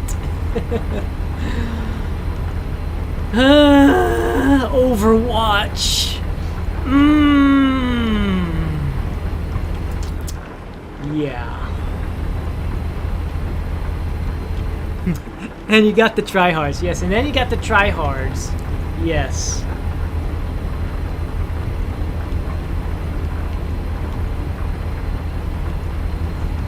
Like, I'm fine. If you're a consistently bad player, okay, understandable. I rolled the random player die and you ended up on my team. You ended up on the enemy team, but at least you're consistently the same. And they got the tryhards. Like, honestly, I don't know. It's more like their attitude, you know? Maybe they do have the skills to pay the bills, but their attitude drives the rest of the team to be like, dude, stop. Stop, stop, stop, stop. And then, like, maybe they quit in the middle. And it's always humorous when you see the same person rejoin the game multiple times in a row. Like, they quit the game, they quit the match, they log out, they go back to the in the main menu, they queue up for another match, and then they end up in the exact same match. Oh, I will tell you my one try-hard moment, and it wasn't really me being try-hardy as much as I didn't want to deal with the, I didn't want to accrue any punishment for leaving a match early. I was playing a competitive match, and my entire team, because we were the attacking team first. No. We were the defenders. We were defense first. And the enemy team made it all the way to the goal. It was a good match. I feel like it was a good match. But I guess the rest of my team disagreed because they all left as soon as it was our turn to attack. And like, nope. And the enemy team was just like, it was just me. I was locked in a tank role, so I was just playing as Reinhardt. Going out there, doing what I could, doing fire strikes, trying to block as much damage, doing wall-ups as much as I can. But, you know, it's one person against an entire team of 6. And I remember they were like, dude, your entire team has left. Just give up. It's like, if I just stop, I don't get any... It affects my player score, dude. It affects my stats. Ooh, Overwatch. Ooh, Overwatch.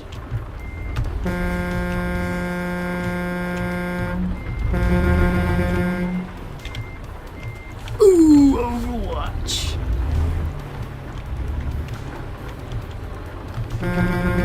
Go already, please. Thank you. Thank you. Like, dude, just give up. It's like, but my score and stuff, you know, my stats. I can't just give up. It hurts my stats. I can't just leave. It hurts my stats. And of course, it also flags my account as leaving the match early. Because for some silly reason, you can't just leave a match because the rest of your team left. Oh, you get punished because you left after the rest of your team left. Really? Really? You're gonna punish me because of the actions of my fellow my teammates who decided to abandon me? Turn right. Ooh, Overwatch. Make sure you come back and visit me, alright?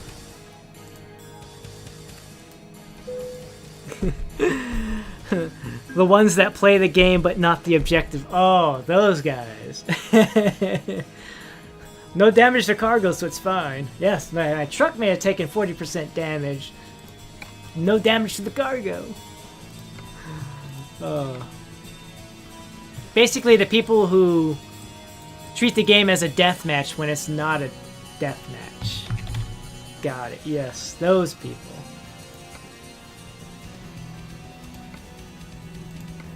Giant silo. We'll take the massive. No, we'll take the giant silo because it's different. I think I already delivered a massive tech part. Ugh. The ones that like to trash talk. On a Roblox rhythm game, I destroyed a trash talker claiming about how they're better than me, and at the end, I won against that person 7-0. Excuse me, sir. Do you want to stop typing in chat and actually play the game? I didn't realize this was a trash talk sim. I thought this was Overwatch, a team first-person shooter.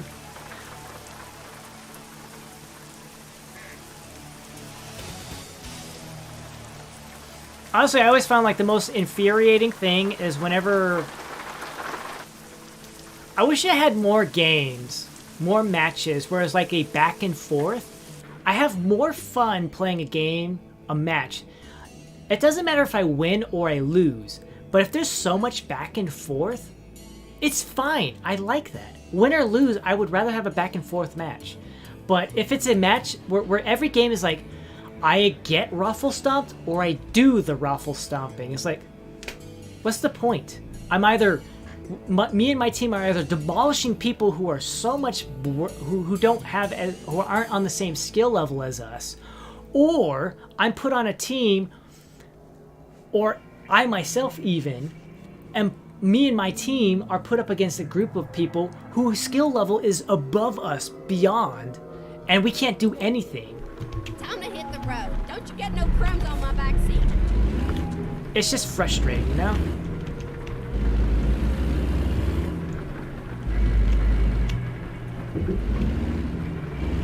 It's fine. Why are we in a marine? I could believe like a port, a harbor or a port or something like that, but it feels like we're in a boat shop. Why? I don't get it. Turn right. Feels good to destroy a trash talker, right? Yes.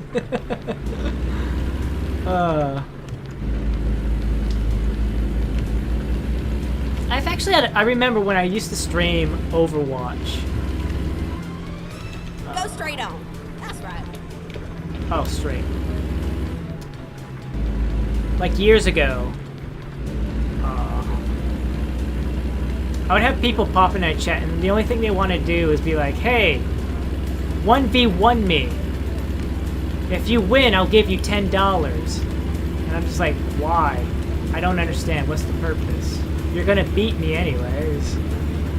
I don't have that much faith in my skill whenever somebody does that. I don't know. Keep right, and then turn right. I don't know. Like, I'm just a gold skill player.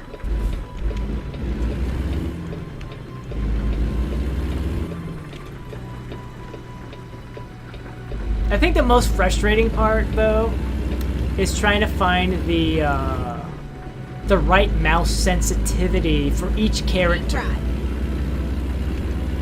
for aiming purposes. Because like you got those characters. You got like. My mouse sensitivity for, say, Junkrat is like, whoop, whoop, whoop, whoop, whoop, whoop, whoop. That's my Junkrat sensitivity. Whoop, whoop, whoop, whoop, whoop, whoop, whoop. Whereas, like, McCree, I'm just kind of like, hey there. Bang. Tanu. Oh. Because,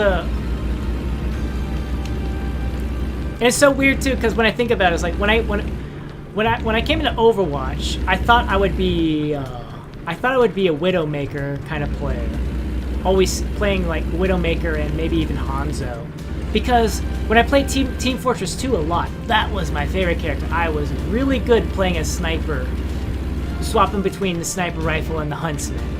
Oh, the Huntsman was so awesome to play with. But when I came to Overwatch, it's like, nope, you suck. Get better skill. And I don't know why. Part of me feels like it's because like in Team Fortress 2,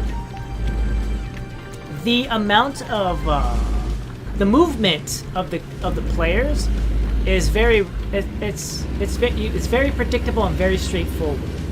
Whereas in Overwatch, you have all these different cast of characters with all these different kind of like, I wouldn't say different movement speeds, because like I don't think any character really moves faster or slower. It's just there's a lot of skills and abilities that cause your character to move at a different speed.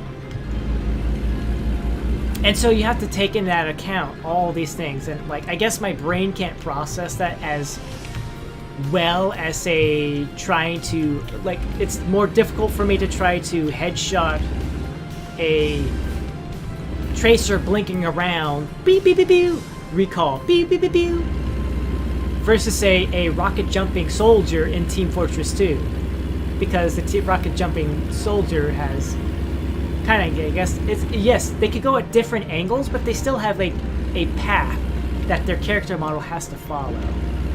And there's also like the character models themselves are always like in Overwatch you have super tall Reinhardt, you got like different, everybody has like different like height variances, so you can't just hold your shot at one set height. There also doesn't feel like there's, now I'm complaining about things. Overwatch!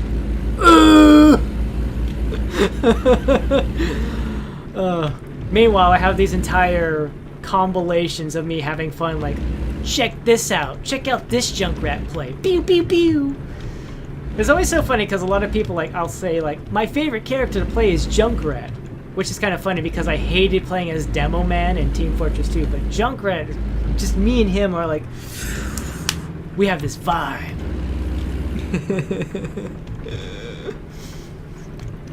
And then there'll be people like, but Junkrat has a skill ceiling. You can only go so far as Junkrat because, you know, how do you deal with a Pharah? I'm like, you have problems with Pharah as a Junkrat?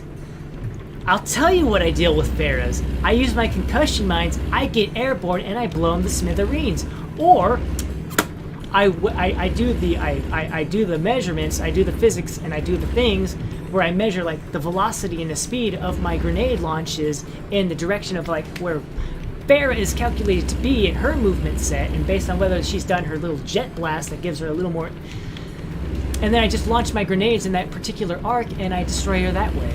You know, you don't have to be a hit scan to kill a Pharah. You can kill her with projectile weapons if you know what you're doing. And of course, what's a Pharah gonna do against a Junkrat when Junkrat's in her face, even if you're both in mid-air? What's she gonna do? Shoot rockets and kill herself? Try to kill you? One of my family members... Oh, hold on. One of my family members, mouse sensitivity is crazy. I don't know how they play the game with a fast sensitivity. Yeah, it's like, I suppose it depends. Like again, like as I said, my Junkrat sensitivity is like woo woo woo woo woo. It's all over the place because sometimes you need to immediately do a 180 to shoot the tracer who's walking up behind you. Versus like, and then like, I guess it also depends on your mouse control too, because like, even though like my mouse sensitivity for Junkrat is like super high, I still am able to like do some little fine tuning, as long as I don't like jerk too far.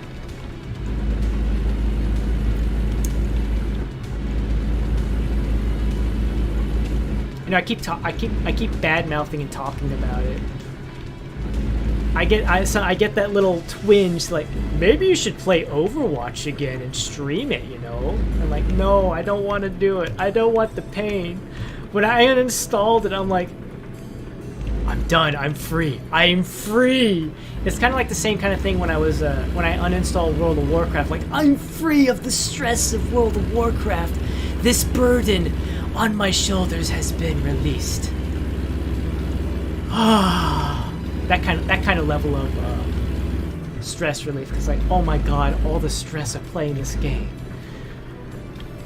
It's like, that thrill you get of doing amazing things. But does the amazing things and the amount of fun you have outweigh the level of frustration you get when you have the bad times? Do the peaks outweigh the valleys? And sometimes the valleys are too much, and it's like, yes, the thrill of getting that Farah kill as a Junkrat, or getting that quintuple kill, team kill with one ultimate. Does that really outweigh the frustration of sitting in a 25-minute queue for a match that you lose because half your team decides, you guys suck, I'm quitting? And then the game's like, well, we can't seem to find anybody in the next 5 seconds, so we're just going to quit the match. And then you have to go sit in the queue for another 25 minutes.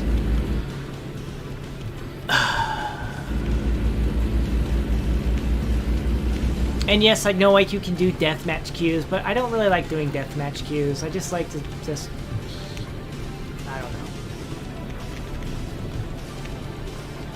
Honestly, I wish there was like a thing I could sit inside of just to practice my aim. That's what I do. I would honestly, when I'm sitting in queues, I would just go to training mode and just swap between characters and just practice and play that way.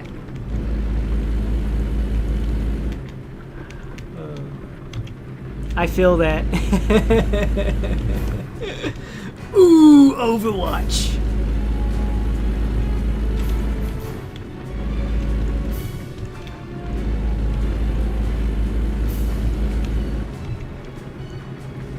Honestly, it's funny. I'm actually thinking back to not World of Warcraft, Warcraft 3 multiplayer.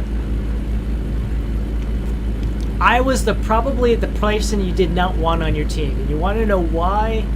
Because I was the guy who was like, alright team, I need you to hold off the other players. I'm going to bum rush late tech units. I will unlock late tech units and we will demolish them with firepower of late tech units. That was me. If I was like a human, I would bum rush griffins and stuff like that. Or I guess I would do siege tanks and mortar teams so that way I could demolish bases faster and my team could just focus on like actual anti-unit units.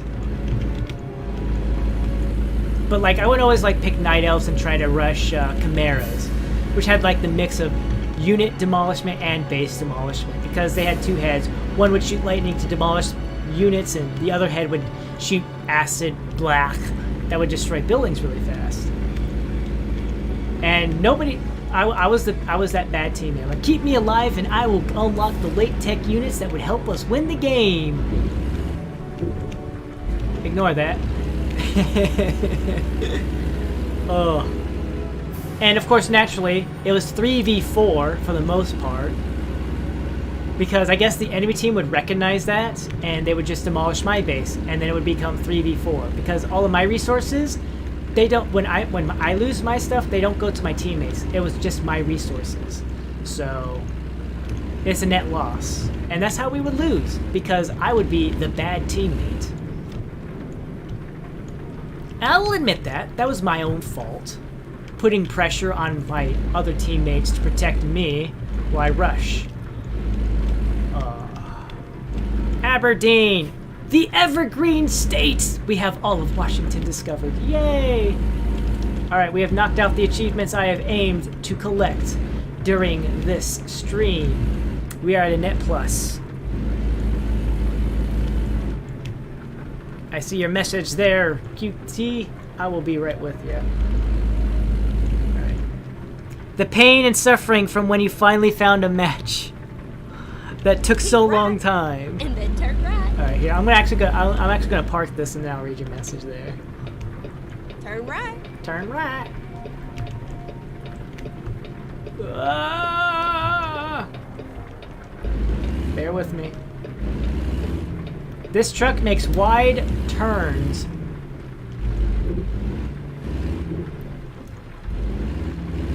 The pain and suffering from when you finally found a match that took a long time and then that person just randomly disconnects and then you get kicked out and have to wait for another random room. Yes.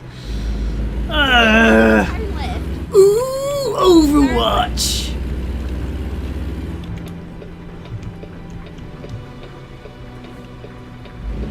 And then I've had people who discover me in real life like, oh, you're a gamer? You like playing video games?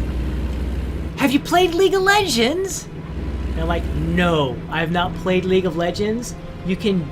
Let me pull out my notebook here and add your name to the list of people who have tried to convince me to play League of Legends. I have heard the horror stories of League of Legends. I will not join them. The closest I've ever come to playing League of Legends is when I played Heroes of the Storm. And the only reason I played Heroes of the Storm was because, you know, I already had the... We're here. You took your damn time. I already had Battle.net installed. It had a bunch of characters that I'm familiar with. It's not like... I mean, it's nothing wrong with having original characters. It's just, you know... At least I know what to expect from the characters, you know? I got the personalities of the characters already. Like, oh, I'll enjoy Tracer because I like Tracer's personality.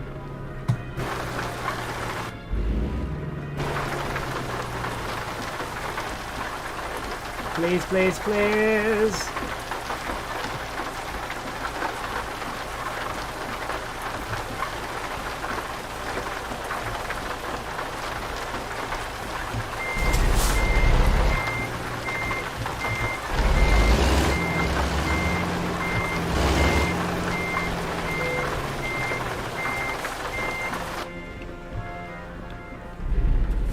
Do I need to pull it this way?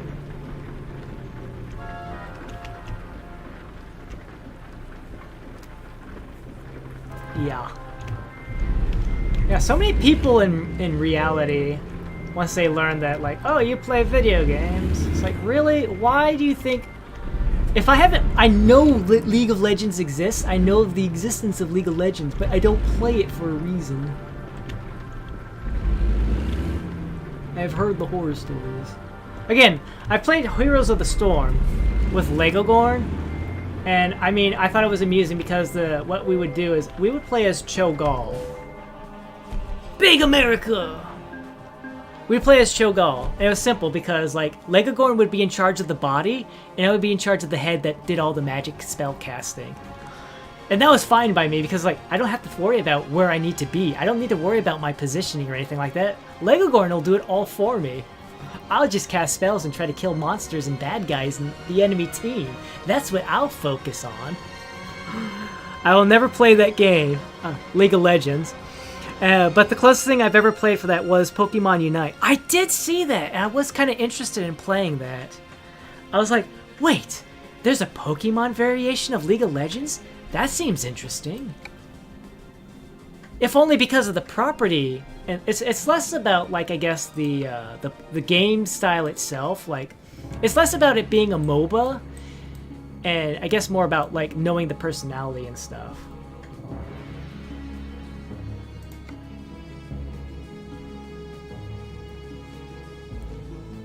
Cheese! Shall we deliver cheese?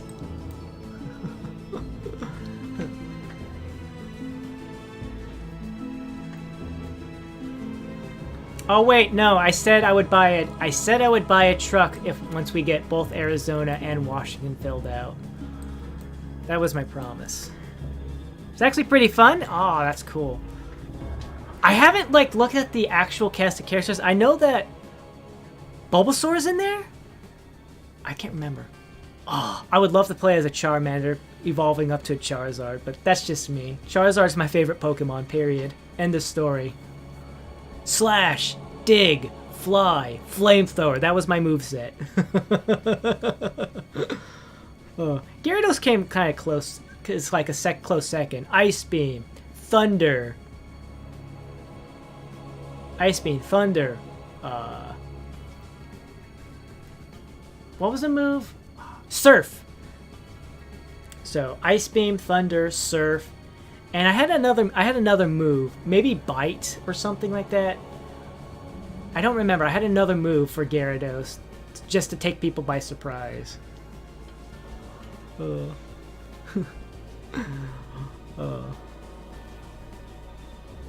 right, give me a moment. I'm going to run to the bathroom real quick.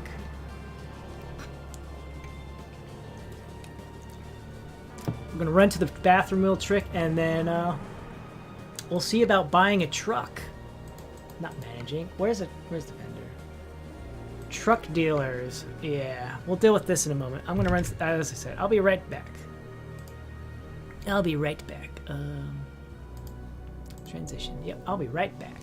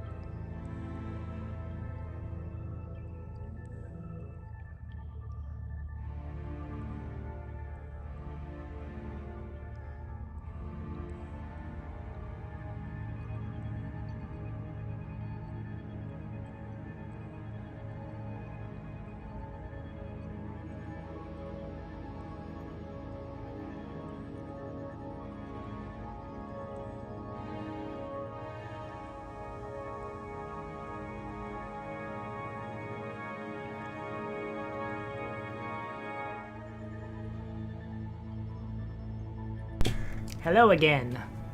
Let's get rid of this little thingy here. Transition back. Alright, so we're buying ourselves a truck. Truck.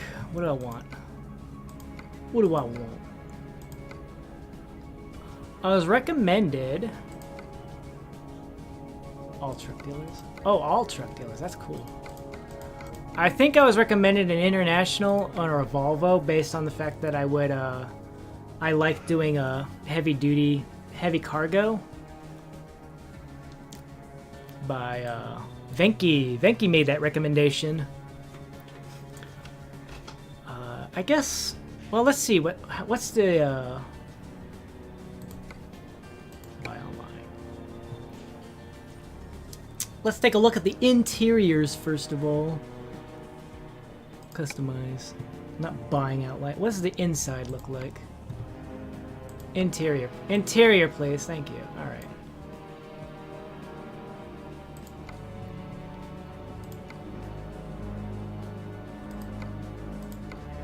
Where's my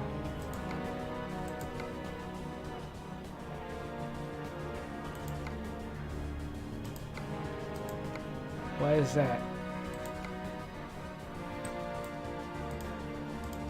I'm looking for something so that way I can set up the, I want a GPS up on this hood thing so that way I can see it. How do I do that? Isn't there a thing like that? I could set up a GPS inside?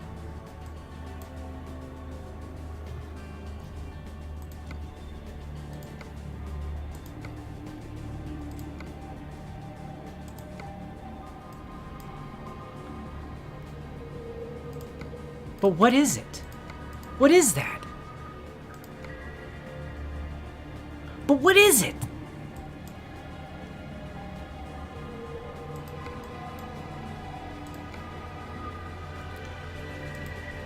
GPS. I don't know.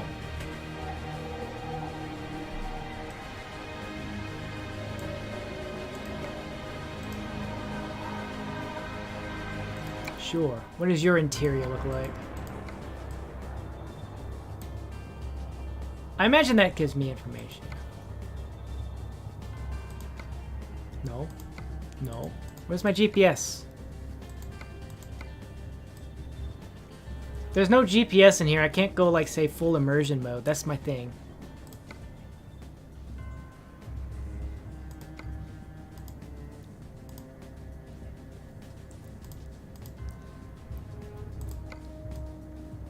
No GPS. All right. Leave. Yes, cancel all those modifications.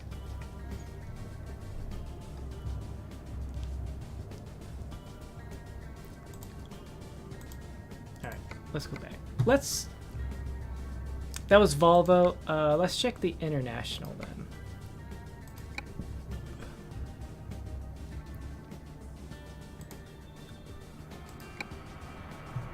This is the interior I hated, right?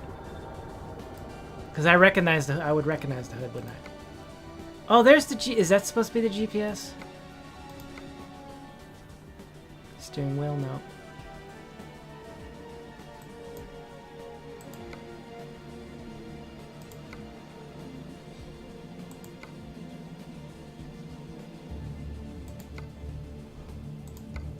Oh.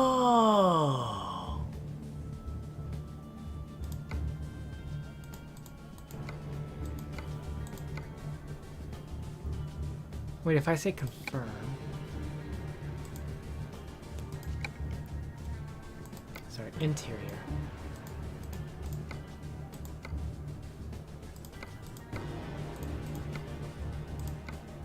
I see.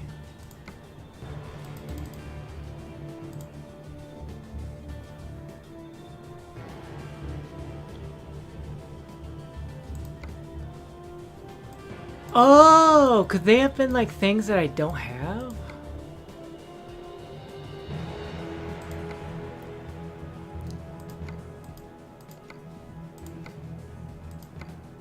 Huh.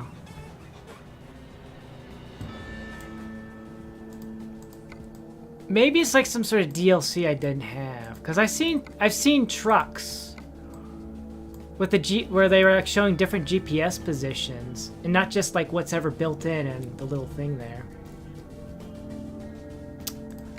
Ah, I see.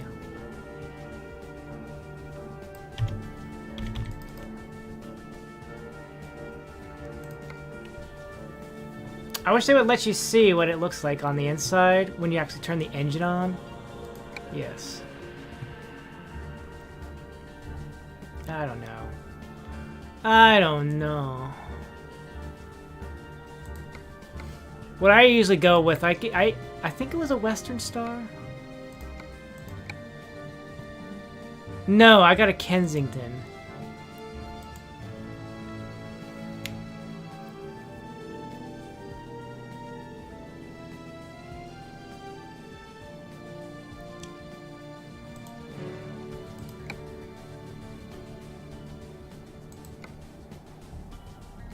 I see.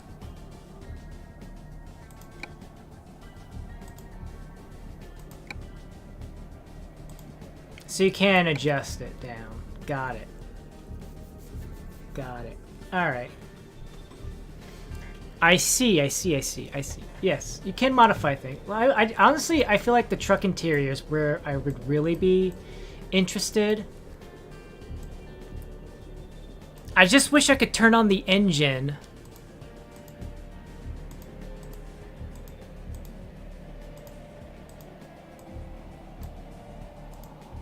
What's the difference? Are you serious? Just the covers of my seat covers? Premium for brown seating, but classic is for black seating. And then you got basic. I don't care about that.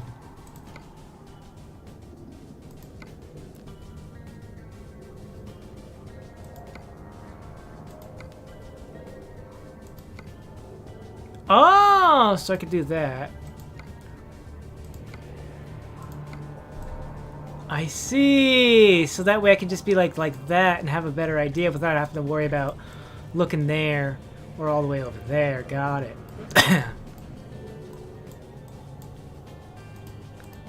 What does it matter if I have cup holder down here? What does this do? Nothing. This does nothing. I don't have anything down there.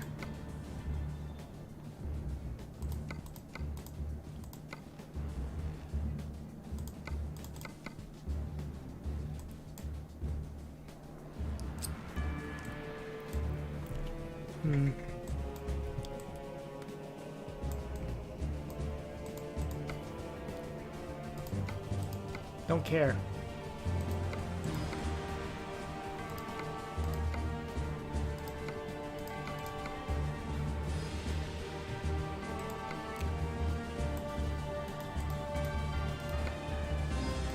not spending an extra buck on that. Alright, so we're getting that. Suspension chassis.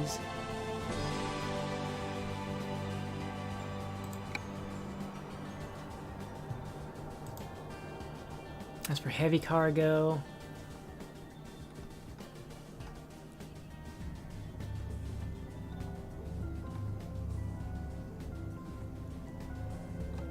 Ooh, we're on the Zerg setup now. I know this. I recognize this because I love playing as the Zerg.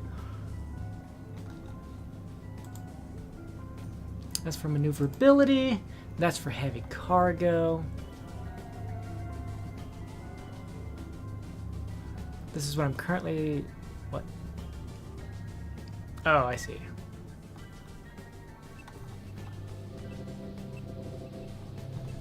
Right.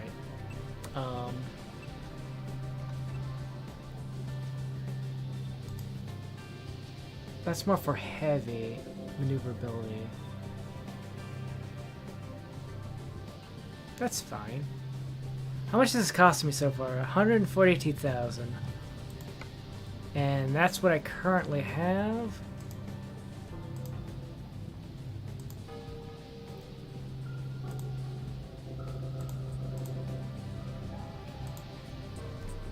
Why would I not get this one here? That's giving me the best stats overall. Interior, I would just have that. That's fine.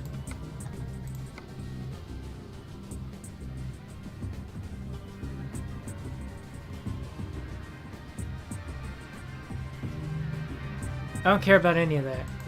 Maybe it's something I have to unlock. I didn't think about that. But I would think that they would still show it to me. They'd be like, oh, you can't just unlock it though. Yeah, I like these. What does it matter? I don't care about that. Oh yeah, that's for that. And that's for that. What are you?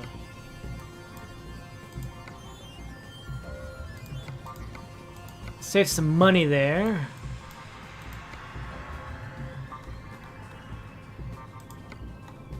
That'll save us some money, because I don't really care too much. Standard thing. Why would I... Oh, I know what that would be for.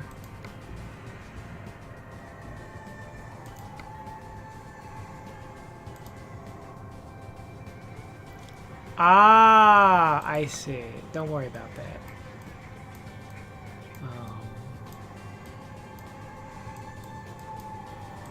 What's this? Oh, is that supposed to be like looking down? Yeah, I see. That would be for looking down. Got it. You, we're getting... Yeah, we're getting that. Anything else inside here?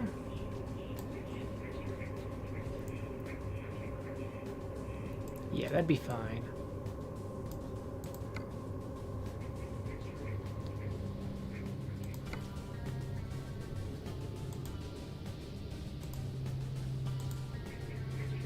What does it matter? What is that? What does that even... That doesn't affect anything. If it's cosmetic, I don't care.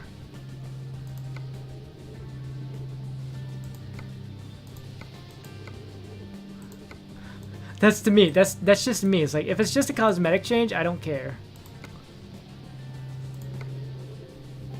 Oh, a horn adapter. What does that mean?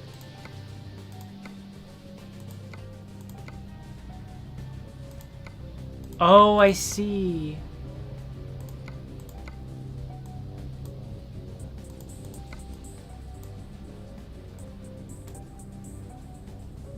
Door handles, really? No. I want the cheaper ones. Sorry if this is not very good. Makes the truck manly pink.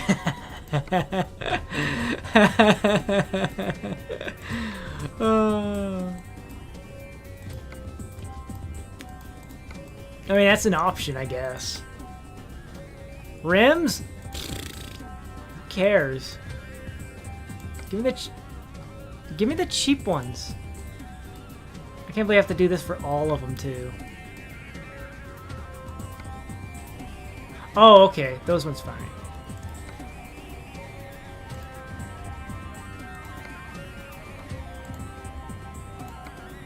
The fact that I gotta do this.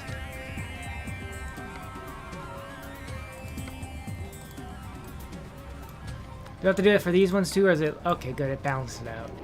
I'm getting this thing so much cheaper than what it would normally be. Oh yeah, we'll trick out your truck just the way you need it. How about no? How about no? I'm here for a truck. I'm not looking for anything too fancy. There we go. And now I guess our paint job. I mean, I could. Where is it? There we go. See? Nice and pink. If I so desired. If I so desired. But this is my truck. I guess I could do it for somebody else's. Ooh. Sunset. Wings of Awesomeness. Star Spangled. Rawhide. Flying Thunder. Urban Thorn. Flame On! It still would be cheaper though.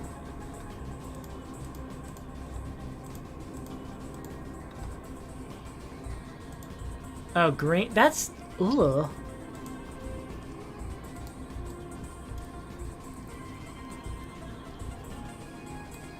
There we go. That's what I would like. Nice blue. It's nice blue. It sticks out. You can find it in the parking lot pretty easily. Although I suppose the same thing could be like, oh, look at that green right there. Definitely find that in the parking lot. How many neon lime green do you see out in the parking lot? It'll stand out. I got hit by a bright green truck. Would you believe it? Western Star. We'll go blue. Oh, that's nice. Very nice. And this is only going to cost me $143,000. What does the interior look like again? I mean, I guess I like that. I haven't seen what this looks like though, so. But this will be fine for, I guess, the GPS, so that way I can at least have this. I can, if I turn the HUD off. Yeah, if I turn the HUD off, the GPS will still be in the same spot.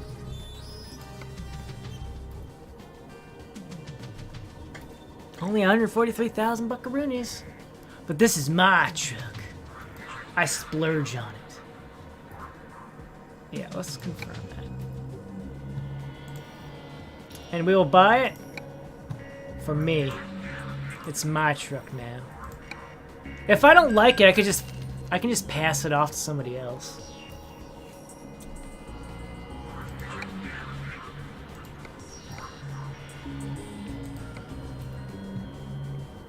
So, if I hit drive, we can now go anywhere in the world.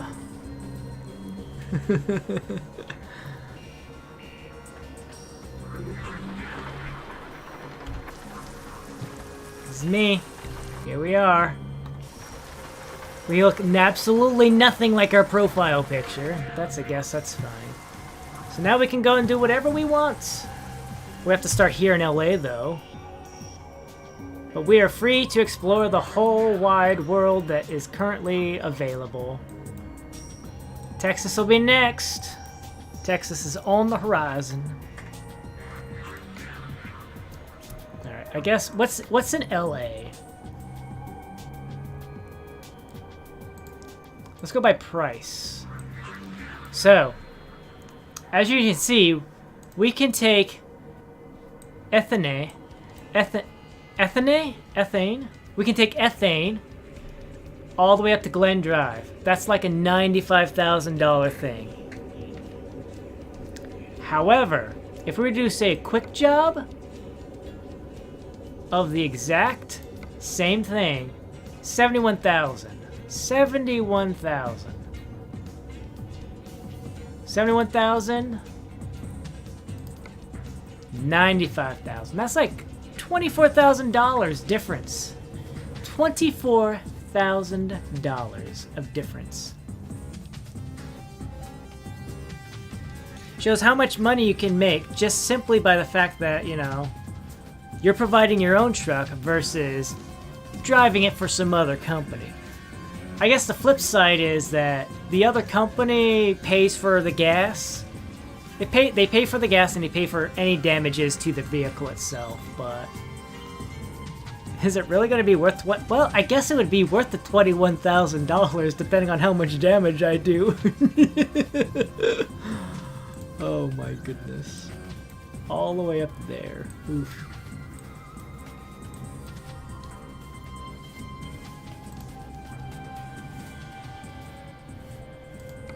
Route length. So route length, the shortest distance would be... Wait, no, that's the longest distance. What's the shortest distance?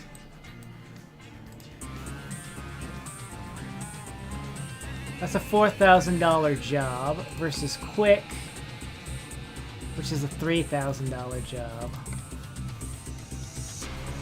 Honestly, the really nice thing about owning your own truck is you can actually see what the cargo actually is.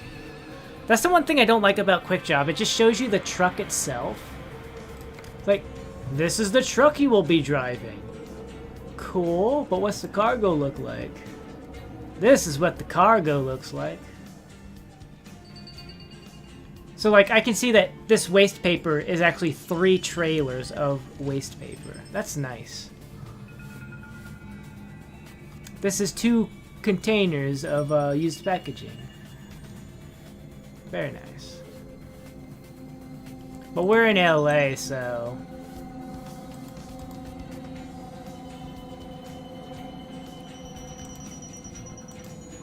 So, like, the pros and cons kind of differ. A Quick Job, you can do, you immediately jump to wherever on the map. You can jump anywhere on the map. You can jump anywhere on the map.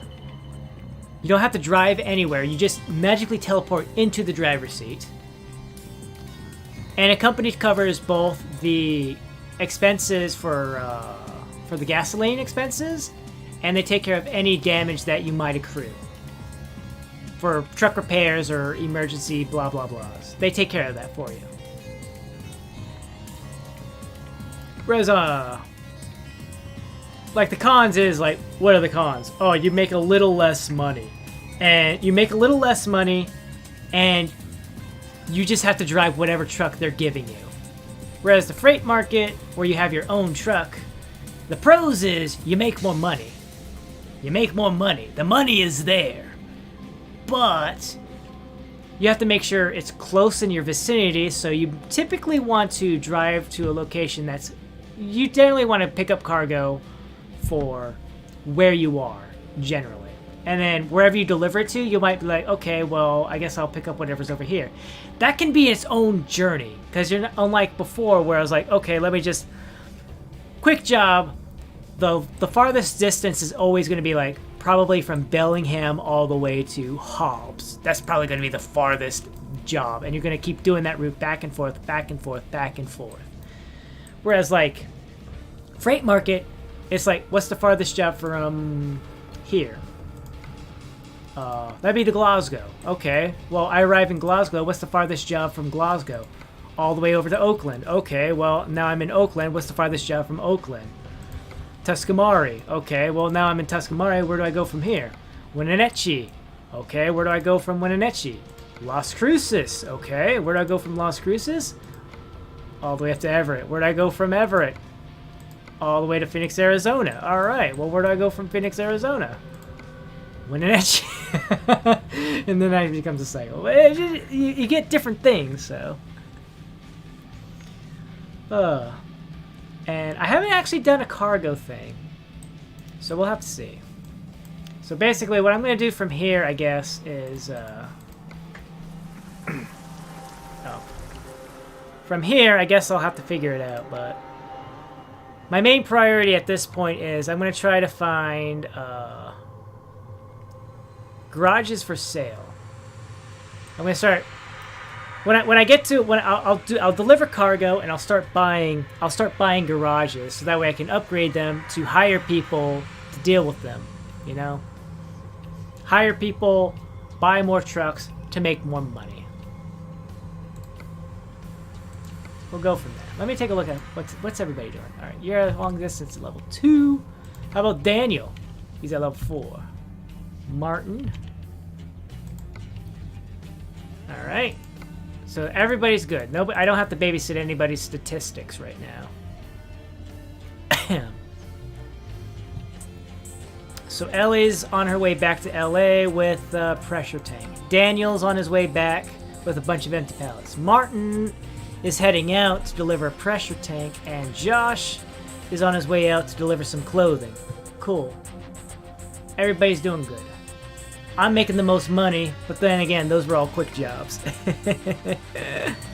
What's our, let me go to the bank real quick. What are we sitting at? Left to repay, I have to pay back $359,000. $359,000. That'll be fine. We'll let them...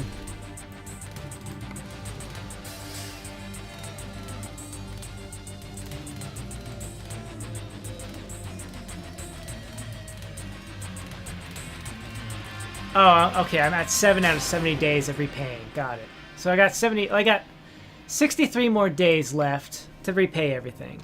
Got it. Alright, well. I have my own truck. Next time we'll go ahead and, oh, that's us. We'll close that. That might be copyrighted. I don't like... It's like operatic music, but I don't trust it. Anyways, this will be it for the truck sim stream for today. I have to get some food and start prepping for the next stream, Dishonored stream later on today. Yeah, but for truck sim, I believe next time we'll start delivering cargo. Whenever we arrive in a city, I'll take a look around, see if there's a potential garage to buy, which I will do, and start expanding the business of Gotta Go Fast. But in the meantime, thank you all very much for watching. Thank you for stopping by. Hope you have a wonderful rest of your day. Thank you for stopping by, Random QT. And until next time, bye for now. Ciao for now. Ciao for now. Bye-bye. Sayonara. See you later. Adios. Toodles. Bye.